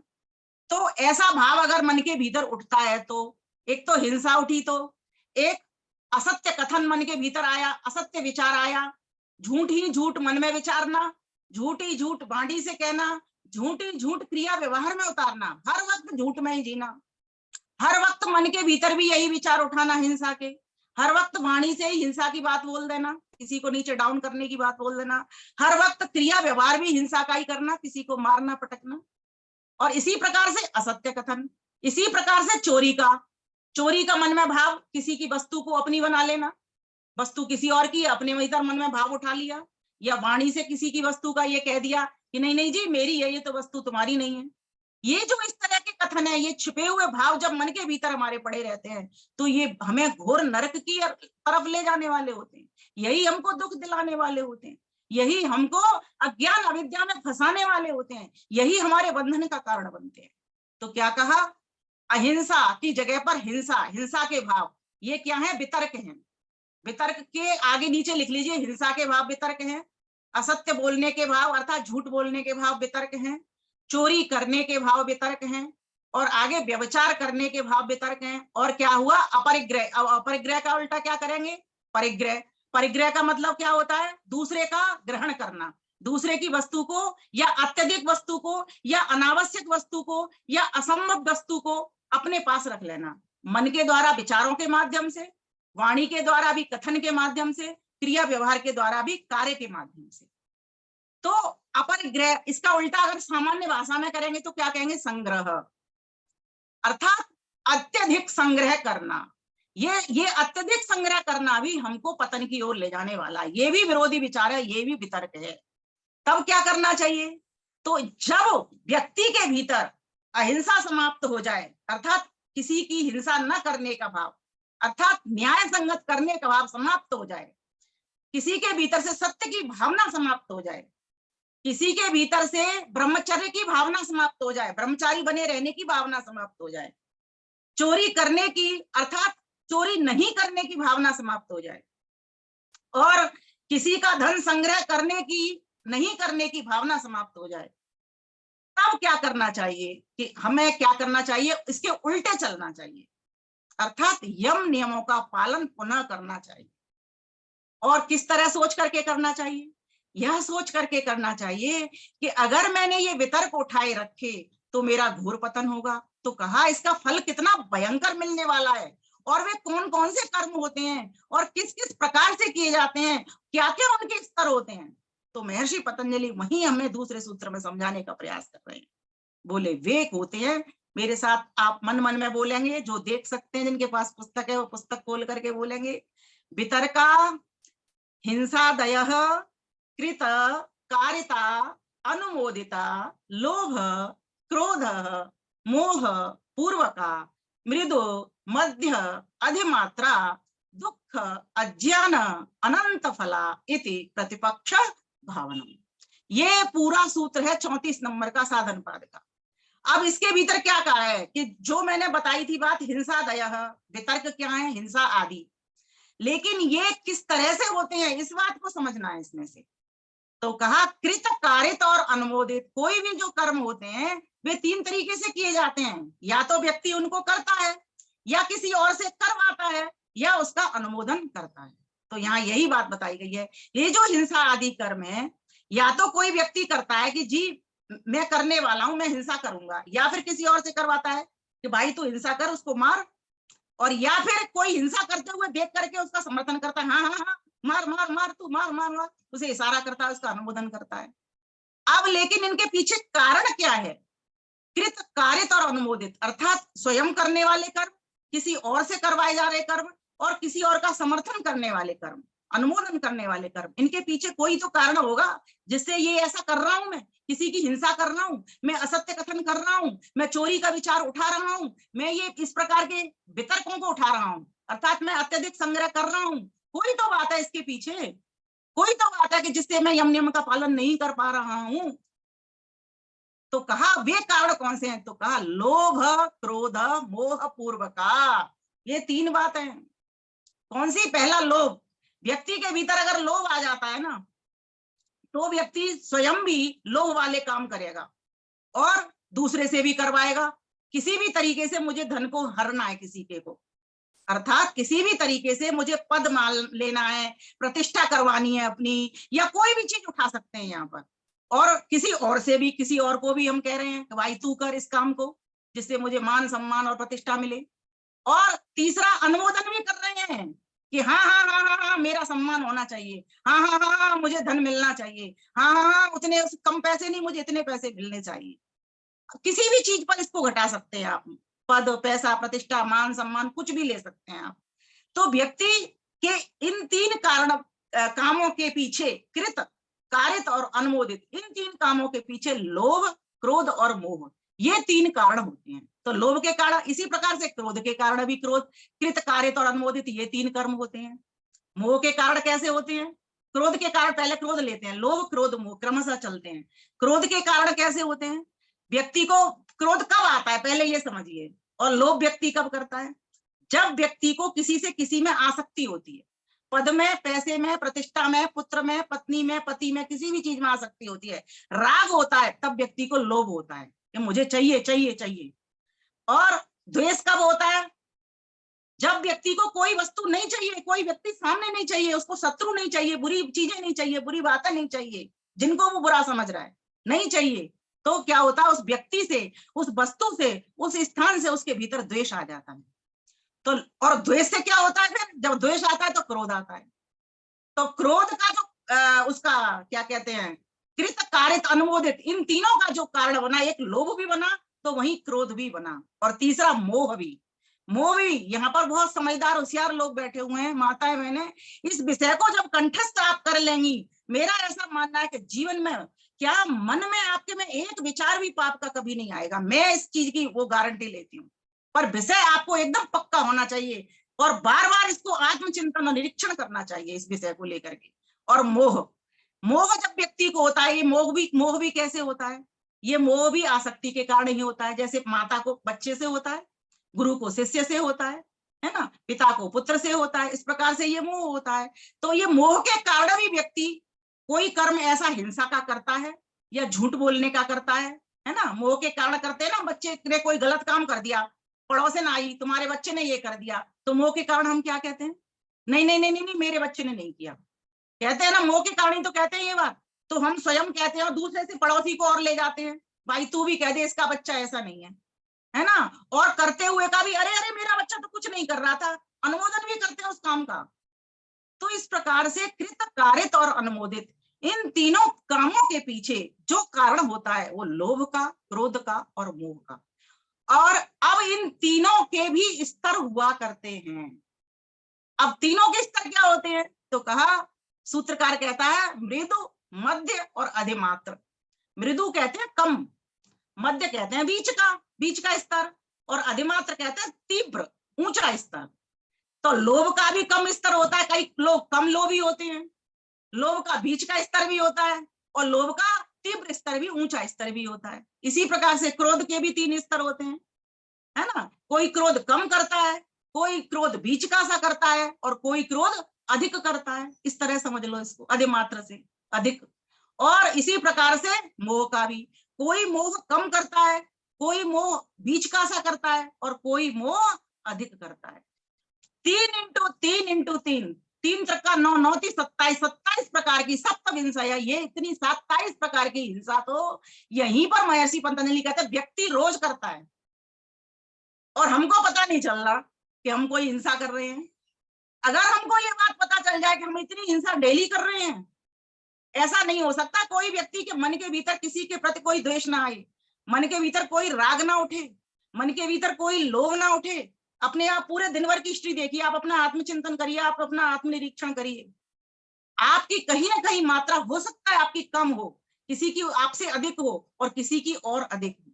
ये हम सभी जीवों के भीतर, क्योंकि हम अल्पज्ञ हैं और अपूर्ण हैं, इसीलिए ये चीजें पाई जाती हैं। अब इनको हम इस तरह को कम कर सकते हैं, लेकिन महर्षि पतंजलि यही नहीं रुक रहे। महर्षि व्यास ने तो कहा 81 प्रकार की हिंसा होती है। बोलो 27 तो ये नाम ही गिना दिए हमने, और इसके बाद में कहा 81 प्रकार की। तो कहा कि अगर इनको भी 3-3 के भाग में और हम गुणन कर देंगे तो 81 प्रकार की हिंसा हो जाएगी। मतलब मृदु मृदु, मध्य मृदु, तीव्र मधु, इस प्रकार से मध्य मध्य मृदु, मध्य मध्य, मध्य मृदु, इस प्रकार से लेते चले जाइए आप, 3-3 जोड़े बनाते चले जाइए इनके, तो कहते हैं 81 प्रकार की हिंसा होती है। और अब 81 प्रकार की हिंसा नहीं, हिंसा के साथ साथ हिंसा आदि कहा है, अर्थात सत्य भी 81 प्रकार की उसमें आता है कोटि में। मतलब 81 प्रकार के हम असत्य भी बोलते हैं, असत्य कथन भी करते हैं 81 प्रकार से। और सत्य, अहिंसा, सत्य, अस्तेय, हम बिना पूछे किसी की वस्तु को लेने का भाव भी हम इस प्रकार से 81 प्रकार से करते हैं। हिंसा आदय, हिंसा है ना, असत्य, अस्तेय, व्यभिचार, और क्या क्या रह गया, अस्तेय की जगह स्तेय कर लेंगे, व्यभिचार कर लेंगे ब्रह्मचर्य की जगह, और अपरिग्रह की जगह संग्रह कर लेंगे। ये सभी के सभी डेली डेली हर जीव के भीतर आते हैं, बस मात्रा का अंतर हो जाता है। किसी में कम मात्रा में रहते हैं, किसी में बीच की मात्रा में रहते हैं, किसी की में अधिक मात्रा में रहते हैं। अब हमको करना क्या है, अब हमको क्या करना है, ये जो 81 प्रकार की हिंसा है, 81 प्रकार का असत्य कथन है, 81 प्रकार की चोरी है, 81 प्रकार का व्यभिचार है, 81 प्रकार का संग्रह है, इसको हमको कम मात्रा में ले लेकर के चल के खत्म करने की ओर बढ़ना। तो क्या करना पड़ेगा, तो हमको वापस पुनः आना पड़ेगा। व्यक्ति सोच बनावे, कैसे बनावे, ये सोचे कि मेरा जन्म हुआ किस लिए हुआ, ईश्वर की ओर बढ़ने के लिए। ये मनुष्य का चोला किस लिए मिला, कोई तो बात है इसमें, विशेष योग्यता वाला ये शरीर क्यों मिला, कोई विशेष काम करने के लिए। हम पुरुषों को, मनुष्यों को ये शरीर क्यों मिला, विशेष पुरुष को पाने के लिए मिला, जो कि क्लेश कर्म विपाकाशयी अपरामृष्टा पुरुष विशेषो ईश्वर। स्वयं पतंजलि महाराज ने कह दिया कि वो ऐसा पुरुष विशेष भी ईश्वर है जिसके पास एक भी दुख नहीं है। और हम काम कौन सा कर रहे हैं, इस बात से यहां समझना है, हम काम कौन सा कर रहे हैं, दुख अज्ञान अनंत फला है इति प्रतिपक्ष भावना। अत्यंत दुख अर्थात आदि दैविक, आदि भौतिक और आदि दैविक, आध्यात्मिक, आदि भौतिक और आदि दैविक, ये 3 प्रकार के दुखों को हम ओढ़ करके बैठे हुए हैं। आध्यात्मिक अपने कारण उठाए गए दुख, व्यर्थ में ही दुखी होते चले जा रहे हैं। और आदि भौतिक, बाहर के भूतों से मिलने वाले दुख। आदि शब्द का अर्थ लगा लेंगे आधार, अपने कारण, कारण आधार, मतलब मैं ही कारण हूं, ये आध्यात्मिक, आत्मा ही कारण है, मैं ही दुखी हो रहा हूं। और बाहर के भूतों से मिलने का कारण अर्थात बाहर के भूतों जो जिसमें आधार बनते हैं, आदि भौतिक। और आदि दैविक, बाहर के दैवी दिव्य पदार्थ अर्थात जिनसे हम सब कुछ पाते रहे हैं, वे ही हमको दुखदाई बन गए हैं। बहुत अधिक बाढ़ आ गई, पानी सबके लिए अच्छा है लेकिन बाढ़ किसी के लिए अच्छी नहीं। बहुत अधिक अकाल पड़ गया, सूखापन भी अच्छा होता है लेकिन बहुत अधिक सूखापन भी अच्छा नहीं है, क्योंकि हर वक्त व्यक्ति बारिश में नहीं रह सकता लेकिन हर वक्त अकाल में भी नहीं रह सकता। तो इस प्रकार के जो हम देखने में आ रहे हैं हमको कि भूकंप आ गया या किस प्रकार से अकाल पड़ गया, है ना, किसी प्रकार से ऐसी दैवीय प्रकोप हमारे ऊपर आ गए, ये सभी की सभी हमारे दुख हैं। और यहीं तक नहीं रुके महर्षि पतंजलि ने कहा अज्ञान, जो अज्ञान है वही इन दुखों का कारण है। तो निकल करके बात क्या आई? अविद्या। अविद्या ही इन दुखों का कारण है और अविद्या ही इन हिंसात्मक कार्यों को करवाने का कारण है। जब हम चले हैं उस पुरुष विशेष से मिलने के लिए, तो यम नियमों की ओर किस प्रकार से सोच करके आप आए। अब यहाँ बात आई मेरे प्रश्न की, जो मेरा टाइटल था आज का, कि किस प्रकार से हिंसा आदि वितर्कों से बचें। तो मैंने एक लाइन में कहा था कि प्रतिपक्ष भाव ना करें, लेकिन किस तरह से करें, क्या वो बातें होंगी। तो सोचें, महर्षि व्यास बड़ा सुंदर कहते हैं, बोले जैसे कुत्ता बमन कर देता है ना, खाए बहुत खाता चलता है, कुत्ते की एक आदत होती है, खाता चलता है, ठूस ठूस के खाता है, फिर उसको उल्टी कर देता है और उसी उल्टी को पुनः चाट लेता है। सोचिए क्या हमारी आदत ये वो नहीं है। हमने सोचा था कि आज से मैं यज्ञ करूंगा, 4 दिन किया, 4 दिन के बाद छोड़ दिया। तो मन में विचार करें, मेरी तो वृत्ति कुत्ता जैसी हो गई है। वेद में एक मंत्र आता है ना, उस मंत्र को यहाँ पर बिल्कुल साक्षात रख लीजिए आप। उलूकयातुं शुशुलूकयातुं जहीश्वयातुं उत कोकुयातुं सुपर्णयातुं उत गृध्रयातुं दृशदेव प्रमृडरक्ष इंद्र, मृडरक्ष इंद्र। हे इंद्र, हे जीवात्मा, तू उल्लू की चाल को छोड़ दे, जही छोड़ दे। उल्लू की कौन सी चाल है? उल्लू कैसा होता है? मोही होता है। किससे मोह करता है? अंधेरे से प्रेम करता है। वो अंधेरे में आसक्ति है उसकी, प्रकाश में वो नहीं देख सकता। वो एक अलग बात है, उसकी आंखों का इस प्रकार का स्ट्रक्चर है, ईश्वर ने उसको ऐसा बनाया। लेकिन हम तो उससे शिक्षा लेंगे ना, उससे प्रेरणा प्राप्त करेंगे ना। इसीलिए तो उल्लू की आदत को छोड़ दे, मोह को छोड़ दे। मोह छूट जाएगा तो तू हिंसा करेगा ही नहीं, क्योंकि व्यक्ति मोह में भी हिंसा करता है। अपने बच्चे को खिलाता है, पड़ोसी के बच्चे को धक्का मार देता है। और देखिए, प्रसाद की लाइन लगती है, प्रसाद की लाइन में अपने आगे निकलने के चक्कर में बाहर पीछे जो आगे लगे थे उनको धक्का मार मार करके आगे निकल जाता है। ये किसके कारण हो रहा है? स्वयं से मोह कर बैठा है ना व्यक्ति, कि मैं ही आया हूं संसार, पहले मुझे प्रसाद मिलना चाहिए। इस प्रकार से छोटी छोटी घटनाओं से अपने आप को संवारने का, निखारने का प्रयास करें। और फिर कहा, उल्लू की तरह मोह को छोड़ दे, इस अविद्या को छोड़ दे, इस अविद्या से निकल जा, विद्या का ग्रहण कर ले, यम नियमों का पालन करना प्रारंभ कर दे। इसको भी अभी समझाने का प्रयास करूंगी। फिर कहा, शुशुलूक या तुम, शुशुलूक कहते हैं भेड़िया को। और भेड़िया कैसा होता है? क्रोधी होता है। भेड़िया बहुत क्रोधी होता है, झपट्टा मारता है, सब क्रोध में लाल लाल आंखें होती हैं। अच्छा, एक चीज देखिए, उल्लू मोह करता है किस लिए? क्योंकि उसको राग है। अब राग का उल्टा होता है द्वेष। अब वेद भगवान को देखिए, ईश्वर की वाणी को देखिए, कैसे क्रमशः संगति लगाई है। जहां राग होगा वहां पर द्वेष भी होगा, और जहां द्वेष होगा वहां राग भी कभी होगा। व्यक्ति को कभी राग भी पहले हुआ होगा, तभी वो द्वेष कर रहा है। तो कहा, सुखानुसई राग दुखानुसई द्वेष। जहां से सुख मिलता है व्यक्ति को राग हो जाता है, और फिर जहां से दुख मिलता है वहीं पर द्वेष हो जाता है। तो अब जो भेड़िया है वो क्या करता है? वो ऐसे झपट्टा मारता है, ऐसे मतलब कहते हैं ना अपनी जाति से जैसे कुत्ता करता है, उसी तरीके से वो भेड़िया भी उनको पीछे हटाता है और झपट्टा मार के अपने छोटे निर्बल जीवों को ग्रहण कर लेता है, मतलब खा लेता है।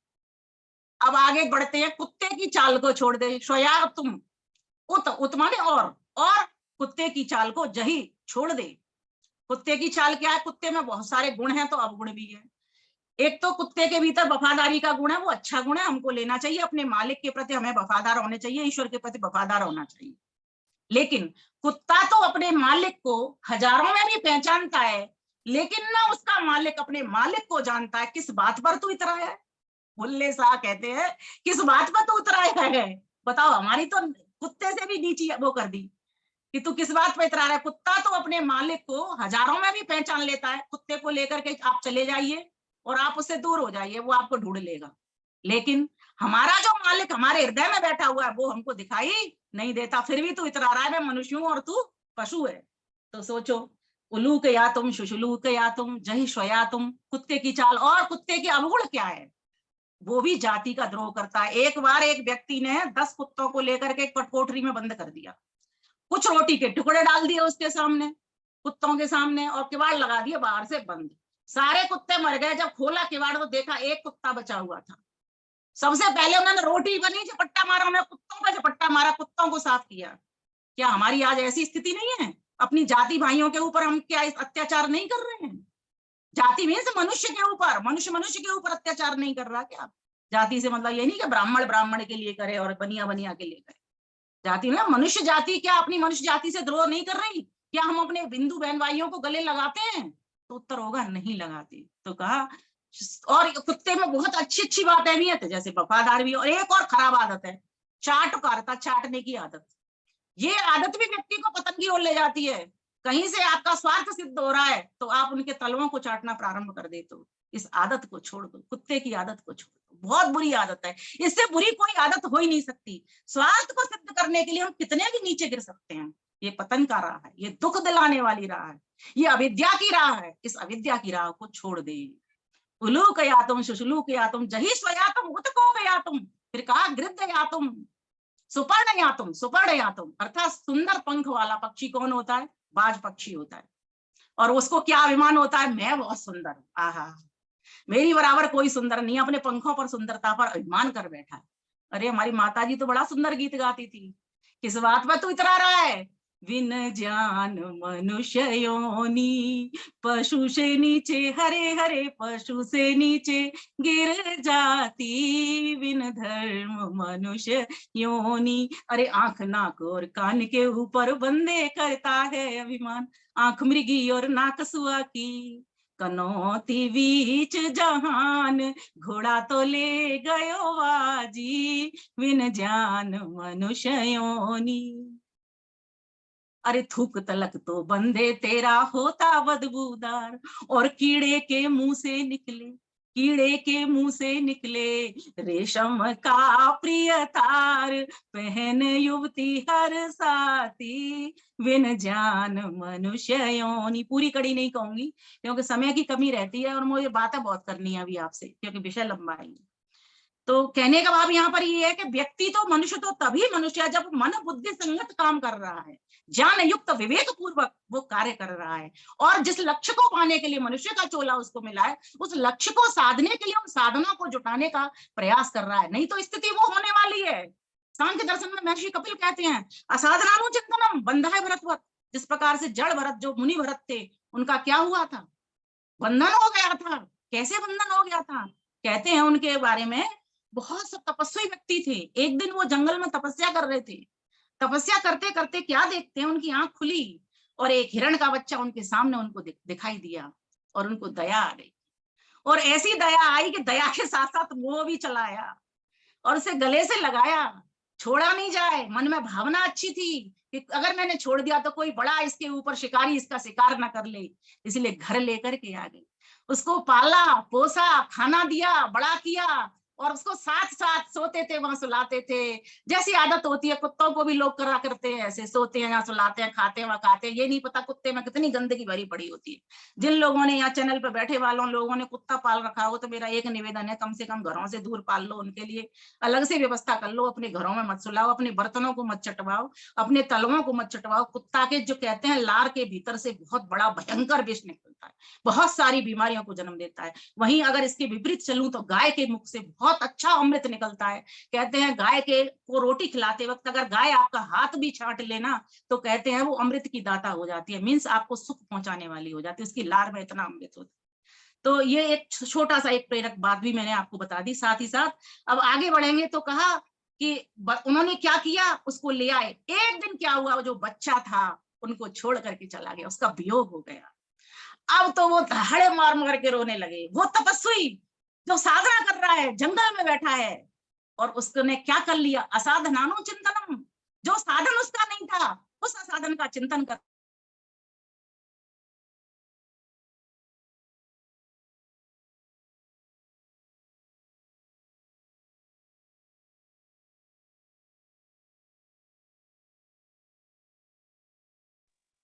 आवाज नहीं आ रही विदेशी, आवाज नहीं आ रही, अनम्यूट आवाज नहीं आ रही, आवाज नहीं आ रही बिल्कुल भी।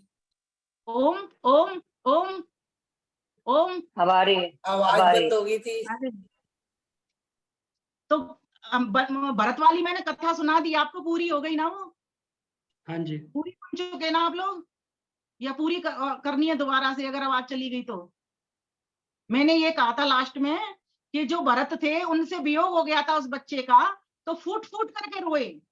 और क्यों रोए वो? क्योंकि उनकी आसक्ति हो गई, उसमें राग हो गया, उसको छोड़ नहीं सकते थे, तो वो बंधन में पड़ गए। और बंधन का रास्ता नरक का रास्ता है, दुखों का रास्ता है। तो यही बात कही जा रही है कि वितर्क, जो विरोधी विचार है उनको तुरंत साफ करो, उनको आने ही मत दो। और वो कब नहीं आएंगे?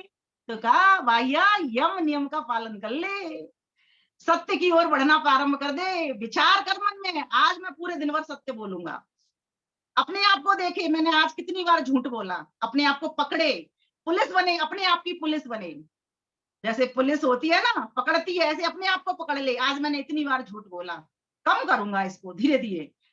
शराबी व्यक्ति सोचे आज मैंने इतनी बार शराब पी है, मैं कम करूंगा इसको। हर व्यक्ति जिसके भीतर बुराई आ रही है, बुराई घर कर रही है, वो बुराई को इस प्रकार से खत्म करे और बार बार एक ही चिंतन, वेद मंत्र की बात को लेकर के आगे बढ़े। परोपे ही मनस पाप किम संस्थाने शंससि न त्वा कामये वृक्षां वनानि संचर गोसु गृहेषु मे मनः।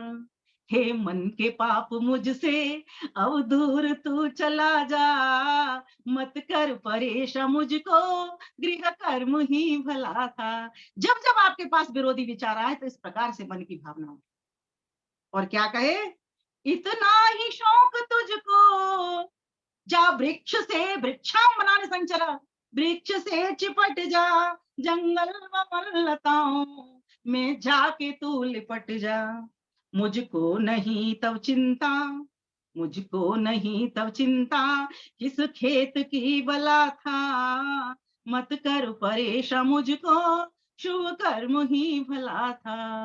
अरे मैं तो अच्छा भला अपनी गौ माता की सेवा कर रहा था, घर के कामों में लगा हुआ था, तो कहां से बुरा विचार चल करके मेरे पास आ गया? भाग, फौरन हटा दीजिए। कभी भी बुरे कर्म को सहन मत कीजिए, ना स्वीकार कीजिए, ना किसी और को करने दीजिए। इस बात को समझिए, ये वितर्कों से समझिए कि ये बुरे विचार आपको कहां तक कहीं का नहीं छोड़ते। इसलिए सत्य का विचार करिए, अहिंसा का विचार करिए, अस्तेय का विचार करिए, इनके फलों को जानिए। जब तक इनके लाभों को नहीं जानोगे तब तक आप इनको समझने का प्रयास नहीं करोगे और जीवन में धारणे करने का भी प्रयास नहीं करोगे। जैसे अहिंसा का फल क्या होता है? अहिंसा प्रतिष्ठायाम, बोलिए, तत्सन्निधौ वैर त्यागः। अहिंसा का प्रतिष्ठायाम मतलब प्रतिष्ठित होने पर, अर्थात पालन करने पर। सरल भाषा में अहिंसा का जो व्यक्ति पालन करता है, अर्थात मन, वचन और कर्म में न्याय संगत व्यवहार करता है, उसको हम अहिंसा कहते हैं। और उससे क्या फल मिलता है? तत्सन्निधौ वैर त्यागः, सभी व्यक्तियों से वो मित्र भाव से बरतता है, सबसे उसका बैर छूट जाता है। कोई भी व्यक्ति उसके लिए शत्रु नहीं है, कोई भी व्यक्ति उसके लिए मित्र, अर्थात सब जगह पर कहते हैं ना, सबको अपना भाई जैसा समझता है, अपनी आत्मा के वत उससे व्यवहार करना प्रारंभ कर दे अहिंसा मात्र आने से। इसका मतलब ये नहीं है कि कोई आतंकवादी आ गया और आतंकवादी को भी वो गले लगा लेगा। यहाँ पर कहते हैं महर्षि पतंजलि न्याय संगत, न्याय युक्त, वहां पर न्याय देखना पड़ेगा। अगर एक आतंकवादी को मारने से 1000 सज्जन पुरुष बच जाते हैं तो वो कर्म भी अहिंसा है। क्यों? वो न्याय संगत व्यवहार है। जरूरत है आतंकवादियों को साफ करना, लेकिन जो आतंकवादी नहीं है, जो अच्छे लोग हैं, सज्जन लोग हैं, जो धर्म समाज संस्था के लिए लगे हुए लोग हैं, राष्ट्र को समर्पित लोग हैं, जो भगवान की उपासना में दिन रात लगे हुए लोग हैं, ऐसे लोगों को तो बढ़ाना ही चाहिए, ऐसे लोगों की तो सुरक्षा करनी चाहिए, ऐसे लोगों को मित्र बनाना चाहिए। क्योंकि उनकी सन्निधि से क्या होगा? आपके पास जो उनके विचार है वे आपके भीतर आने प्रारंभ हो जाएंगे और आपके अच्छे विचार उनके भीतर आने शुरू हो जाएंगे। तत्सन्निधौ, उनके भीतर प्रतिष्ठित हो जाएंगे, उनकी सन्निधि में, अर्थात उनके पास जाने से आपके विचार अच्छे हो जाएंगे और वो आपके पास आएंगे तो आपके विचार अच्छे हो जाएंगे। सबसे वैर त्याग छूट जाएगा, अर्थात किसी से भी वैर आओ, कोई भी वैरी तुम्हारा संसार में नहीं रहेगा। इसीलिए अहिंसा को क्या कहा है? परमो धर्म। और साथ ही कह दिया धर्म हिंसा तथैव च। क्यों? क्योंकि जहां धर्म की रक्षा हो रही है वहां पर तो हिंसा को करना भी फिर अहिंसा है। तो कहा सत्य बोलिए, सत्य का फल भी जानिए, तब तो आप सत्य को ओढ़ोगे अपने ऊपर, सत्य कथन करोगे तो सत्य का फल कितना सुंदर है। जो लोग सत्यवादी होते हैं उन लोगों के को क्या फल मिलता है? तो कहा क्रिया फल आश्रयत्वम सत्य प्रतिष्ठायाम। सत्य क्या जब पालन आप करते हो, सत्य को वाणी व्यवहार मनस एकम वचस एकम कर्मन एकम महात्मना, मन वाणी और कर्म में जब आप सत्य को प्रतिष्ठित कर लेते हो, सत्य की पालना करते हो, हर वक्त सत्य का क्रिया व्यवहार करते हो, तब क्या होता है कि सब लोग आप पर विश्वास करते हैं और आप जो भी काम करोगे उसी में सफल हो जाओगे। क्यों? लोगों को आप पे विश्वास हो चुका है। ये तो भैया बहुत सत्य बोलने वाला व्यक्ति है, झूठ नहीं बोलता, लोगों का विश्वास बनता है। झूठे व्यक्ति पर कभी विश्वास नहीं बनता। एक कथा भी आती है, लेकिन अब नहीं कहूंगी, बात लंबी है मेरे पास। तो कहा सत्य अहिंसा अस्तेय, इसी प्रकार से अस्तेय का फल क्या मिलता है? तो कहा अस्तेय प्रतिष्ठायाम सर्वरत्न उपस्थानम। जब व्यक्ति के भीतर किसी की वस्तु को लेने का भाव नहीं रहता कि मेरी अपनी वस्तु बस अपनी है, वैसे तो इंसान की कोई वस्तु अपनी है ही नहीं, सब उस मालिक की है। कस्य स्वित धनम, ये सारा संसार का जो धन है, अपना ये शरीर भी है, वो भी सब उस ईश्वर का ही दिया हुआ है। लेकिन फिर भी अगर क्रिया व्यवहार के लिए हम अपने घर की वस्तु को अगर अपनी कहते हैं तो उसमें कोई बुराई नहीं है, क्योंकि क्रिया व्यवहार तब तक फिर होगा ही नहीं। तो ऐसे व्यक्ति को क्या होता है, हर जगह सफलता मिलती है। सत्य बोलने वाला व्यक्ति अगर किसी को कह देगा ना, आशीर्वाद भी दे देगा, तो भी उसका भला हो जाएगा। ध्यान से समझना इस बात को, बड़ी महत्वपूर्ण है। इसलिए तो कहा जाता है ऋषि मुनियों की वाणी में बड़ा प्रभाव होता था। वो शाप देते थे तो शापित हो जाता था, और जब वो आशीर्वाद देते थे तो उसको आशीर्वाद मिल जाता था। आज भी बहुत सारे सत्यवादी लोग ऐसे हैं जिनके पास लोग उनका आशीर्वाद लेने जाया करते हैं। और मैं तो कहती हूँ कहीं जाने की जरूरत नहीं है। व्यक्ति में तो असत्य सत्य सब कुछ होता रहता है, मिला जुला रूप रहता है। ईश्वर सत्यजानंद स्वरूप है, उसके पास उससे आशीर्वाद नित्य प्रति लेना प्रारंभ कर दीजिए ना, उस सच्चिदानंद के पास बैठना प्रारंभ कर दीजिए ना, आपके सारे काम सफल होना प्रारंभ हो जाएंगे। तो फिर आगे क्या कहा, सत्य प्रतिष्ठायाम क्रिया फलाश्रतम, और फिर अस्तेय प्रतिष्ठायाम सर्वरत्न उपस्थानम। आगे चौथी बात जो यम है वो क्या है, ब्रह्मचर्य। ब्रह्मचर्य प्रतिष्ठायाम वीर्य लाभः, अर्थात बहुत अधिक बल बढ़ जाता है, शरीर का भी और बुद्धि का भी, दोनों बल बढ़ जाते हैं व्यक्ति के। महर्षि दयानंद के इसके साक्षात उदाहरण हैं। अब उनके उदाहरण आप सभी माताओं को, भाइयों को यहाँ पर आते हैं, इसीलिए मैं उन उदाहरणों पर नहीं जाऊंगी। बग्घी को रोकने की बात हो या तलवार तोड़ने की बात हो, ये सारी वो सुनी सुनाई बातें। मतलब कहने का मतलब जो व्यक्ति ब्रह्मचारी रहता है उसके शरीर में एक ओज होता है, एक कांति होती है, एक बल होता है। उन कहते थे वो इतनी तेज तेज दौड़ते थे, इतनी तेज तेज चलते थे कि हम दौड़ेंगे और वो चलेंगे, एक बराबर होता था। तो उसका उन्होंने फल मिला ना उनको। फिर कहा आगे ब्रह्मचर्य प्रतिष्ठायाम वीर्य लाभः, उसके बाद क्या आता है जी, अपरिग्रह। अपरिग्रह स्थैर्य जन कथनता संबोध। अब इसका भी लोग सही अर्थ नहीं समझते। अपरिग्रह का अर्थ होता है परिग्रह नहीं करना, किसी की वस्तु को अपनी नहीं कहना, और कूड़ा कबाड़ नहीं जोड़ना। हम कूड़ा कबाड़ तीन तरह से जोड़ते हैं। मन के भीतर भी बहुत कूड़ा इकट्ठा कर लेते हैं, दुनिया भर की, संसार भर की बातों को। इसने मुझसे ये कहा, उसने मुझसे ये कहा, देवरानी ने मुझसे ये कहा, मुझे जेठानी से ऐसा करना है, जेठ से मुझे ऐसा करना है, पति से मुझे ये कहना है, रात को आएंगे तो मैं ये बात चिट्ठा करके पूरा भर के रख लिया है। अब जो व्यक्ति अपरिग्रह करेगा, अर्थात अभाव कर देगा, किसका, परिग्रह का, कूड़े करकट का, बस इसको इस तरह समझिए सरल भाषा में, उसको क्या होगा, जन्म कथनता संबोधि, उसी के मन के भीतर जन्म संबंधी विचार उठेंगे। मैं कौन हूं, कहां से आया हूं, कहां मुझको जाना है, मैं पूर्व जन्म में क्या रहा होऊंगा जिससे मुझे इतने अच्छे माता पिता मिले हैं। इस बात का भी अनुमान उसको हो जाता है। इस बात का अनुमान करता है कि ये पशु पक्षी जो घूम रहे हैं, ये किस लिए यहाँ पर पशु पक्षी बने हैं, इन्होंने कोई ना कोई ऐसे बुरे कर्म किए हैं, इसलिए ये भोगी योनियां यहाँ मिली। इस प्रकार क्योंकि उसका जो मस्तिष्क का जो मन है वो दर्पण की भांति ऐसा चमक उठता है कि उसमें एकदम स्वच्छ उसको दिखाई देना प्रारंभ हो जाता है। इसीलिए कहा अपरिग्रह स्थैर्य जन्म कथनता संबोधि। तो इस प्रकार से जो व्यक्ति इन सामाजिक नियमों का पालन करता है, ये सामाजिक व्यवहार होते हैं। और फिर एक होते हैं अपने नियम। ऐसा नहीं है कि यहाँ भी अपने लिए नियम नहीं है, ये यहाँ भी अपने लिए नियम है, ये नियमों में भी, अर्थात व्यक्तिगत और सामाजिक दोनों ही बातें इस व्यवहार में आती हैं, इसमें अहिंसा के संबंध में। लेकिन जो अगर प्रमुखता की बात करेंगे तो सामाजिक ये नियम होते हैं, यम जो जितने भी यम 5 बताए। इसी प्रकार से शौच संतोष तप स्वाध्याय ईश्वर प्रदानी नियमा, इसी प्रकार से शौच संतोष तप स्वाध्याय, इनके भी फलों को जान लो। अगर इनके फलों को जान लोगे तो आप शुद्ध हो जाओगे, संतोष आपके जीवन में आ जाएगा, तपस्वी आपका जीवन बन जाएगा, स्वाध्याय रत आप हो जाओगे, और आपको समाधि की, फिर समाधि की सिद्धि भी कहाँ दूर रह जाएगी आपसे, वो भी आपको प्राप्त हो जाएगी। इसीलिए इनके फलों को भी जान लो। कहते हैं जो शुद्ध हो जाता है ना, उसको अपने स्व अंग जुगुप्सा, अपने अंग से, इन शरीर से घृणा हो जाती है। इस शरीर को फिर वो अपवित्र देखता है और पवित्र स्वयं को मानता है। ये ज्ञान है, लेकिन लोगों ने क्या समझा है, इस शरीर को पवित्र मान लिया है और इस शरीर को ही साध्य मान लिया है। शरीर अर्थात संसार, संसार को ही साध्य मान लिया है, जबकि ये शरीर तो साधन है। किसके लिए? ये गाड़ी किसके लिए मिली है? ये रथ किसके लिए मिला है? इस रथी आत्मा को मिला है। किस लिए मिला है?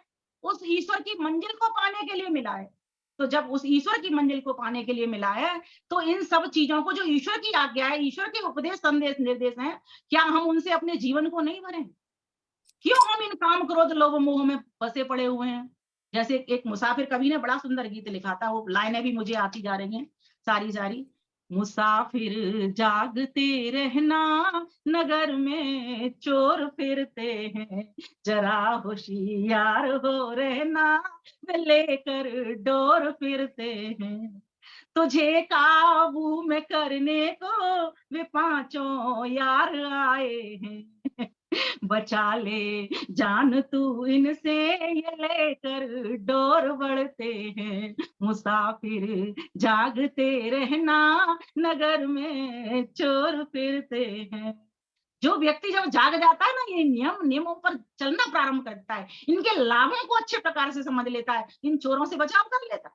उसकी कुंडी लग गई, और कहाँ के लिए लग गई? उसका सब सामान सुरक्षित है।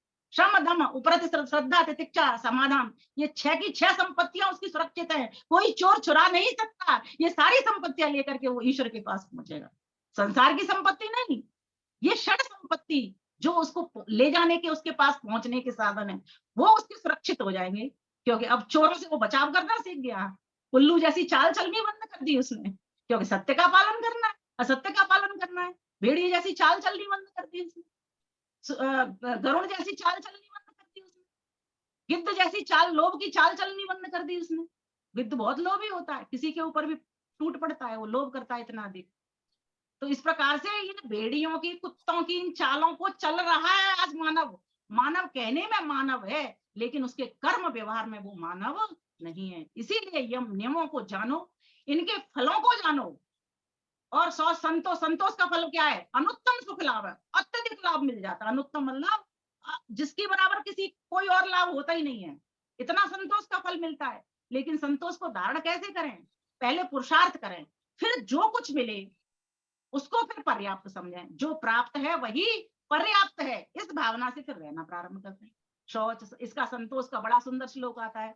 वयमिह परितुष्टा बल्कलैस्त्वं च लक्ष्म्या, समैः परितोषो निर्विशेषो विशेषो, सतु भवति दरिद्रो यस्य तृष्णा विशाला,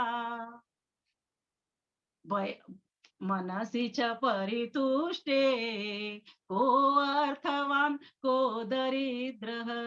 एक मुनि राजा से कहता है, मुनि राजा से कहता है, हे राजन सुनो हमारी बात, हम वृक्षों की छाल पहन खुश, तुम खुश पहन स्वर्ण जवाहरात, संतुष्टि से बड़ा न कोई, संतुष्टि से बड़ा न कोई, हम दोनों हैं एक समान, जिसकी तृष्णा बड़ी हुई है वही दरिद्र भिखारी जान, वही दरिद्र भिखारी जान। इसलिए जो कुछ प्राप्त हो जाए पुरुषार्थ करने के बाद वही पर्याप्त है।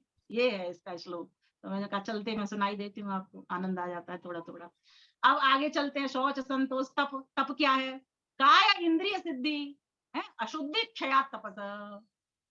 ये तप है, अर्थात शरीर बलवान हो जाता है ना, इंद्रियां शुद्ध हो जाती हैं, है ना, इंद्रियों की जो विकार है वे खत्म हो जाते हैं, व्यक्ति इंद्रिय जित बन जाता है। ये तप है।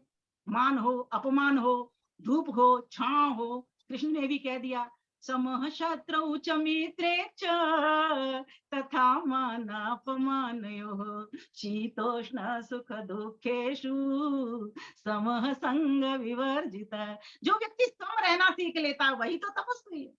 महर्षि दयानंद को कितने पत्थर पड़ते थे, है ना, कितने उनके ऊपर गंद फेंकी जाती थी। एक बार तो उन्होंने यही कह दिया, किसी ने कहा आपको रोज गंद पड़ती है, तो क्या क्या उत्तर दिया उन्होंने, हाँ जब माली एक पौध लगाता है ना तो उसके हाथ भी गंदे हो जाते हैं, वस्त्र भी गंदे हो जाते हैं, भाई मुख पर भी छींटे चले जाते हैं, कोई चिंता नहीं, पर मैं तो पौध लगाने के लिए आया हूँ। भाइयों बहनों, ये प्रेरक प्रसंगों को सुनो, इनको बार बार सुनो और अपने जीवन में उतारने का प्रयास करिए। शौच संतोष तप, तप से अपनी काया को चमकाइए, हिष्ट पुष्ट बनाइए, और इस हिष्ट पुष्ट काया को बना करके अपने लिए, अपने तक सीमित मत रखिए, किसी के काम आना प्रारंभ कीजिए। तो ऐसा तप बताइए, सोचो ईश्वर की ओर बढ़ाएगा कि नहीं बढ़ाएगा? वितर्क कहाँ रह पाएंगे, कहीं टिके ही नहीं पाएंगे। आपने एक चीज भरनी है, इस मस्तिष्क के भीतर एक तरह के विचार टिकेंगे, चाहे तो आप इस तरह के उठा लो, चाहे इस तरह के उठा लो, चाहे वितर्क उठा लो, चाहे सुंदर विचार उठा लो। आप करना आपने, अगर आपने दुखों में गिरना है, बंधन में पड़ना है, नीचे गिरना है, तो वितर्क उठाते चले जाइए, और अगर आपने ईश्वर की ओर बढ़ना है तो वितर्कों को खत्म करते चले जाइए, अर्थात वितर्कों पर रोक लगाना प्रारंभ कर दीजिए। रोक कैसे लगेगी? जब आप एक तरफ से इस तरह के विचारों को भरेंगे, यम नियमों के विचारों को भरेंगे, शौच संतोष तप स्वाध्याय। स्वाध्याय से क्या होता है? स्वाध्यायात क्या होता है जितेंद्र भाई? स्वाध्याय से कहीं चले गए लगता है, स्वर्ग। क्या होता है स्वाध्याय से? कौन बोलेगा? अच्छा चलिए, आगे का कौन सा वाक्य है स्वाध्याय के बाद, ये बताइए। शौच संतोष तप स्वाध्याय ईश्वर प्रधान। ईश्वर प्रधान से क्या होता है? समाधि सिद्धि। समाधि सिद्धि ईश्वर प्रधानात्।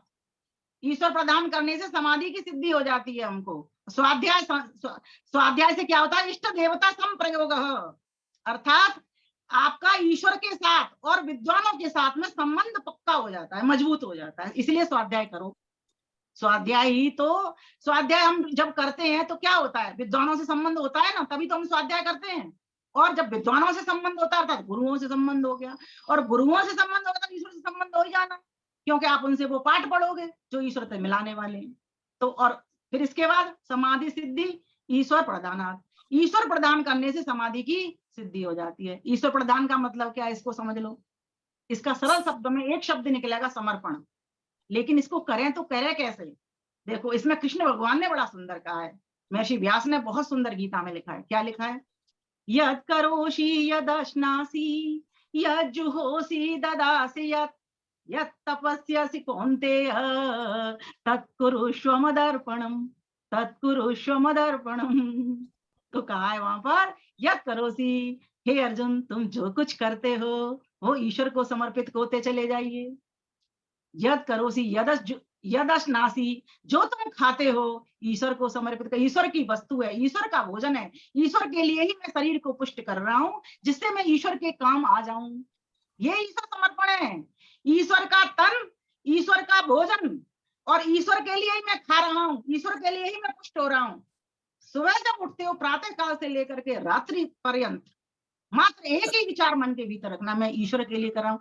आप एक को एक बात बताते हूँ। एक व्यक्ति कह रहा था, महर्षि दयानंद सरस्वती बहन जी 18 घंटे की समाधि कैसे लगाते थे? मैंने कहा, यत् करोषि यदश्नासि यज्जुहोषि, यज्ञ भी कर रहा हूं तो मैं ईश्वर के जनों को प्रसन्न करने के लिए कर रहा हूं, अर्थात उनको इष्ट पुष्ट बनाने के लिए, सुगंधित करने के लिए कर रहा हूं, वातावरण को उनके अनुकूल बनाने के लिए कर रहा हूँ, अन्न औषधि को उनके अनुकूल बनाने के लिए कर रहा हूँ।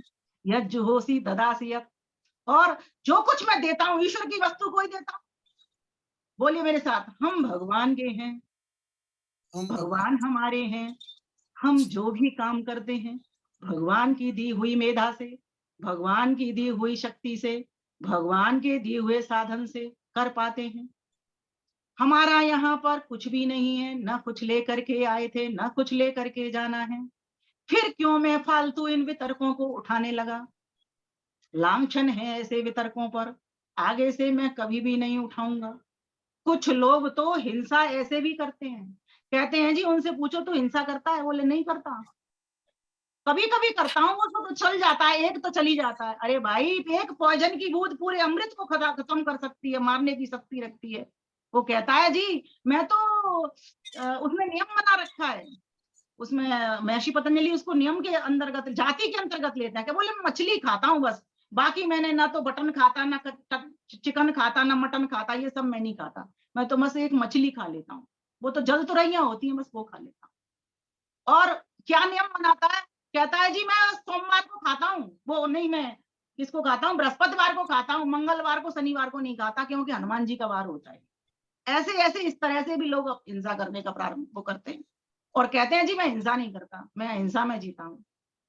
और कभी कभी तो ये कहते हैं जी मैं मछली भी नहीं खाता, कोई आ जाए सामने तो मैं खा लेता हूँ, या कोई 8-10 तो चले जाए तो मैं खा लेता हूँ। इस प्रकार से भी वो विचार करता है। और कई लोग अहिंसक अपने आप को इस तरह से भी कह देते हैं, जी मैंने तो कुछ नहीं किया, कभी कभार तो क्या है, यार दोस्त आ गए इसलिए मैंने दारू पी ली, इसलिए मैंने ताश खेल लिए, इसलिए मैंने ये काम कर लिया। अरे भैया, एक एक चीज, ये यही सब तर्क है। एक भी चीज को अंदर मत जाने दो ना, मन के भीतर लेकर के आओ, मन को पहले से ही अच्छी चीजों से भर के रखो, स्थान ही मत दो। महर्षि दयानंद को कहा था कि महर्षि दयानंद सरस्वती को कहा था कि महाराज आपको काम तो सताता होगा कभी कभी। बोले मुझे कभी नहीं सताता, क्योंकि मैं कुंडी खोलता ही नहीं, मैं गेट को लॉक रखता हूँ।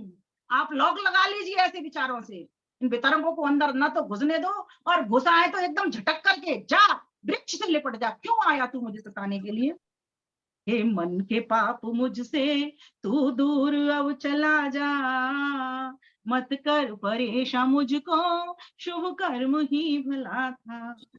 अब आना मत कभी भी, दूंगा जगह न तुमको, खाली नहीं किसी क्षण, प्रभु चुन लिया है मुझको, प्रभु चुन लिया है मुझको। हूँ विमल पुत्र उसका, हूँ विमल पुत्र उसका, गिरवान क्यों चला था, मत कर परेशान मुझको, शुभ कर्म ही भला था, गृह कर्म ही भला था, गौ कर्म ही भला था। इस प्रकार से इन वितरकों को हटाने का प्रयास कीजिए, इन चोरों को चोर कह करके लोभ मोह क्रोध इनको समाप्त करने का प्रयास कीजिए। कहा था उन्हें, जरा होशियार मुसाफिर जागते रहना, नगर में चोर फिरते हैं, लोभ और मोह भी मुझको, लोभ और मोह भी मुझको फंदा ऐसा लगाएंगे, कि जैसे सांप के दुश्मन गरुड़ और मोर फिरते हैं, मुसाफिर जागते रहना, नगर में चोर फिरते आएंगे, ये अपना काम छोड़ेंगे नहीं, इनका काम है ये करेंगे, लेकिन तू तो सावधान हो जा कि ये मुझे गिराने के लिए आ रहे हैं, मुझे तहस नहस करने के लिए आ रहे हैं, मुझे लुटवाने के लिए आ रहे हैं, मुझे, मैं लूटने में नहीं आऊंगा इनके, मैं इनकी चोरी में नहीं आऊंगा, इनकी गिरफ्त में नहीं आऊंगा, इनको पहले से ही मैं दूर कर दूंगा, मैं गेट ही अपना बंद कर लूंगा। कहा, चढ़ा अहंकार जब सिर पर, कि धन परिवार है मेरा, बचाएंगे तुझे कैसे, जो खुद बेठौर फिरते हैं। चोर का कौन सा घर है बताओ, इधर घुस गया इधर घुस गया। बचाएंगे तुझे कैसे, जो खुद बेठौर फिरते हैं, मुसाफिर जागते रहना, नगर में चोर फिरते हैं। अगर बचने की ख्वाहिश है, प्रभु की शरण में आ जा। आई ना पते की बात, अगर बचने की ख्वाहिश है, प्रभु की शरण में आ जा। हम तो रवि भाई की चंडीगढ़ चल रहे हैं कल, आ जाना हमारे साथ, प्रभु की शरण में रहेंगे, वहां पर पूरे 1 घंटा रहेंगे, रवि भाई चंडीगढ़ से करेंगे अपनी झूम। अगर बचने की ख्वाहिश है, प्रभु की शरण में आ जा, मुनि योगी भी जिनके चरणों में कर जोड़ फिरते हैं, मुनि योगी भी जिनके चरणों में कर जोड़ फिरते हैं, मुसाफिर जागते रहना, नगर में चोर फिरते हैं। प्यारे भाइयों बहनों, इसीलिए इन चोरों को चोर कह करके इनकी धज्जी उड़ाना प्रारंभ कर दो, इनको पुलिस को पकड़वाना प्रारंभ कर दो, और आप स्वयं पुलिस को, कोई नहीं पकड़ेगा, आपके चोरों को आप पकड़ोगे। आप अपने आप को थानेदार बनाइए, आप अपने आप को थानेदार बनाइए। मैं घर में थानेदार हूं, मैं इस घर में, कौन से घर में, अपने पिंड रूपी घर में, और मैं वितरकों को आने नहीं दूंगा, नहीं दूंगा, नहीं दूंगा। इस प्रकार से प्रत्यक्ष भावना उठाए और कहे, अपने दोषों का निरीक्षण करे और सोचे मैं आत्मा और ये जड़ मन मुझे कहाँ गिरवा रहा है, इन दोषों में लगाने के लिए चला है। सोचे मन तो जड़ है, मेरा सेवक है, नौकर है, इसके कान छूनूंगा, पकड़ूंगा और इसको अपने अंडर में रखूंगा, इसको अपने वश में रखूंगा, पर मैं इन वितर्कों में फंसने वाला नहीं हूं। और एक और बात है, जब बहुत अधिक व्यक्ति परेशान हो जाए, किसी भी तरीके से ऐसे विचार नहीं रुक रहे, कई बार मैंने देखा है विचार ऐसे बुरे उठते हैं तो चलते ही चले जाते हैं, वो रुकने का नाम नहीं लेते। एक बार सोचिए, प्रभु मेरी सहायता करो, मेरी सहायता इस कार्य में, मेरे अंतःकरण के कार्य में, और कोई तो कर नहीं सकता, मेरे अंतःकरण में तो आप हो और मैं हूं, तो मेरी सहायता करो, मुझे अपनी ओर लगाना, थोड़ा सा मेरे मन को अपनी ओर मोड़ दो। और एक और बढ़िया तरीका बताती हूँ, जब इस प्रकार के विचार आपके किसी भी तरह, तो कोई नया साहित्य अपने सामने ले लो, कोई नई बात पढ़ना प्रारंभ कर दो, कोई नया काम प्रारंभ कर दो, तब आपके अपने आप दब जाएंगे। ये दबाना ही तो है हमको। तनु सुप्त विच्छिन्न उदाहरणम अविद्या क्षेत्रम उत्तरेशम, ये हमारे यही तो संस्कार हैं जो हमको रुकावट नहीं डाल पा रहे, हम उन पर विजय नहीं प्राप्त कर पा रहे, उन्हीं को हमको दबाना है। और दबेंगे वो इसी तरीके से कि लाइन जो हमारी इधर जा रही है, बुराइयों की ओर जा रही है, उसको अच्छाइयों से भरने का प्रारंभ करेंगे, उनको स्थान ही नहीं देंगे। और सोचें, ये जो मनुष्य का शरीर मिला है आगे मिलेगा नहीं, अगर मैंने नहीं दबाया वितर्कों तो। यह चेत अवेदी सत्यम अस्ति, अगर इस जन्म में मैंने सुधार कर लिया, इस लोक को सुधार लिया, तो ये तो ठीक बात है, हमें ऋषि महर्षियों ने बताई है। और अगर अब भी इस मनुष्य की चद्दर में आकर के चदरिया ज्यों की त्यों धर देनी, जैसे कबीरदास जी ने कहा है ना, तो इस मनुष्य के जीवन मन अन्यथा महती विनष्टि, यह चेत न अवेदी सत महती विनष्टि, अर्थात इस प्रकार से अगर अभी भी नहीं जान पाए तो हम अपना महान विनाश कर देंगे। इसलिए जागो भाइयों, जागो और बार बार मंत्र को उठाइए मन के भीतर, उत्तिष्ठत जागृत प्राप्य वरान्य बोधक, उठें, जागें, ज्ञान प्राप्त करें और ज्ञान के द्वारा वैराग्य को अर्थात जीवन में आचरण में भरने का प्रयास करें।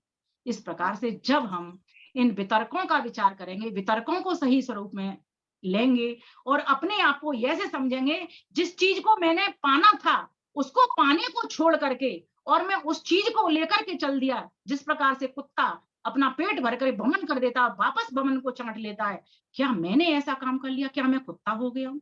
महर्षि व्यास ने तो यहाँ तक कहा है, क्या मैं कुत्ता हो गया हूँ? इस प्रकार का विचार अपने आप को करें। मैं तो कह भी नहीं पा रही हूँ शब्द, कहते कहते ऐसे लग रहा है थप्पड़ जैसा मेरे को लग रहा है।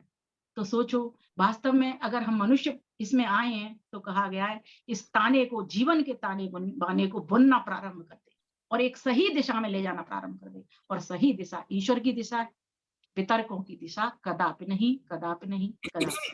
इन्हीं शब्दों के साथ मैं अपनी वाणी को विराम करना चाहूंगी। मुझे समय का पता चलता नहीं है, कितनी मिनट समय हो गया।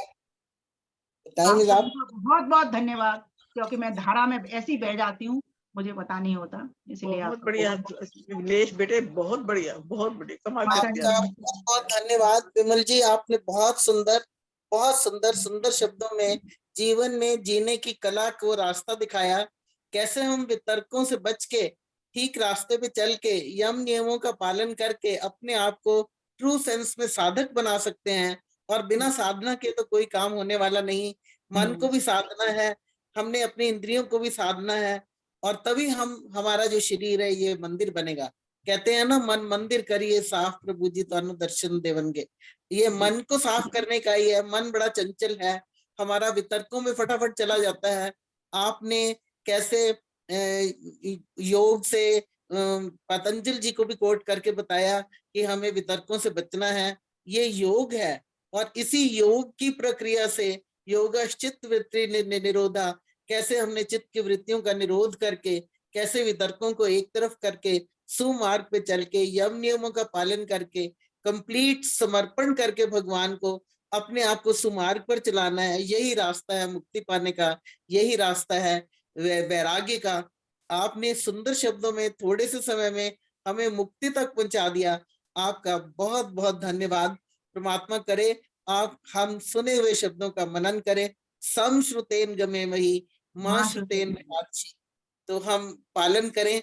हम जानते, तो मैंने भी कई बार पहले बताया है कि हम जानते तो बहुत कुछ हैं, लेकिन मानते नहीं है, मनन नहीं कर पाते। इसलिए हम मानव नहीं बन पाते। ये मेरी छोटी सी ड्यूटी जितेंद्र जी ने लगाई थी आपका थैंक्स करने के लिए। मैं उषा चितकारा, केंद्रीय सभा की मंत्री, महिला मंत्री, और इस हक से मैं आपको एड्रेस कर रही हूँ सबको। और आप सबका, सुनने वाले ऑडियंस का, अपने आप को ऐसा समझना चाहिए लकी कि इतने सुंदर विचार सुनने को मिले। इतना सुंदर स्माइलिंग चेहरा सामने आता है तो वैसे ही आदमी प्रसन्न हो जाता है, और अपने आप में जो बुराइयां हैं वो आधी तो पहले ही निकल जाती हैं। सच में कहते हैं ना कि दर्शक बात से एक स्माइल जो है ना, ये बड़ी इन्फेक्शियस होती है। And your smile is so lovely and infectious कि it gives strength to the listener. मैं चाहूंगी कि हम सभी श्रोता आपका अनुसरण कर सके, आपके बताए हुए मार्ग पर चले। इसी के साथ मैं आपका कोटिशा कोट धन्यवाद करती हूँ। अपने सारी ऑडियंस का, अपनी बहनों भाइयों का जो दूर दूर से जुड़े हुए हैं, मैं उनका धन्यवाद करती हूँ। अब हम शांति पाठ करेंगे और इसके बाद 2 मिनट के लिए हम अपना चैट कर सकते हैं। तो शांति पाठ के लिए आप अपना आपको अनम्यूट कर सकते हैं। शांति पाठ आप कराएंगी कि मैं ही करा दूं? और भी माताएं बहनें जुड़ी हैं ना, प्रेमलता मदान माता जी जुड़ी हैं इसमें, उनको बोलिए ना। सबको अच्छा लगता है। प्रेमलता माता मदान जी जुड़ी हुई हैं यहाँ पर। आवाज रुक गई आपकी। ओम ओम, आवाज नहीं आ रही आपकी, आवाज नहीं आ रही।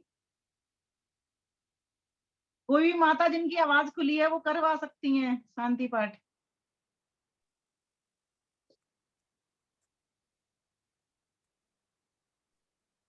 आप भी करवा दीजिए।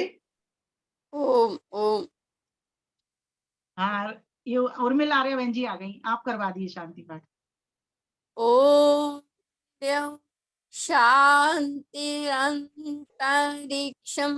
शांति पृथिवी शांति रापा शांति शांतिरोषधयः शांति वनस्पतया शांतिर्विश्वे देवा शांति ब्रह्म शांति सर्वं शांति शांतिरेव शांति सामा शांतिरेधि। ओम शांति शांति शांति शांति। जो बोले सो अभय वैदिक धर्म की जय। गुरुवर बिरजानंद की जय। जगत गुरु महर्षि दयानंद की जय। मर्यादा पुरुषोत्तम सियापति रामचंद्र की जय। रुक्मणीपति योगी राज कृष्ण महाराज की जय। भारत माता की जय। गौ माता की रक्षा करें। वैदिक ध्वनि ओम। आयुष्मान अमर रहे वेद की ज्योति जलती रहे। ओम का झंडा ऊंचा रहे। वैदिक अभिवादन सभी को सादर नमस्ते। सभी का अचानक मेरा फोन बंद हो गया था। करते रहिए हंसते हंसते।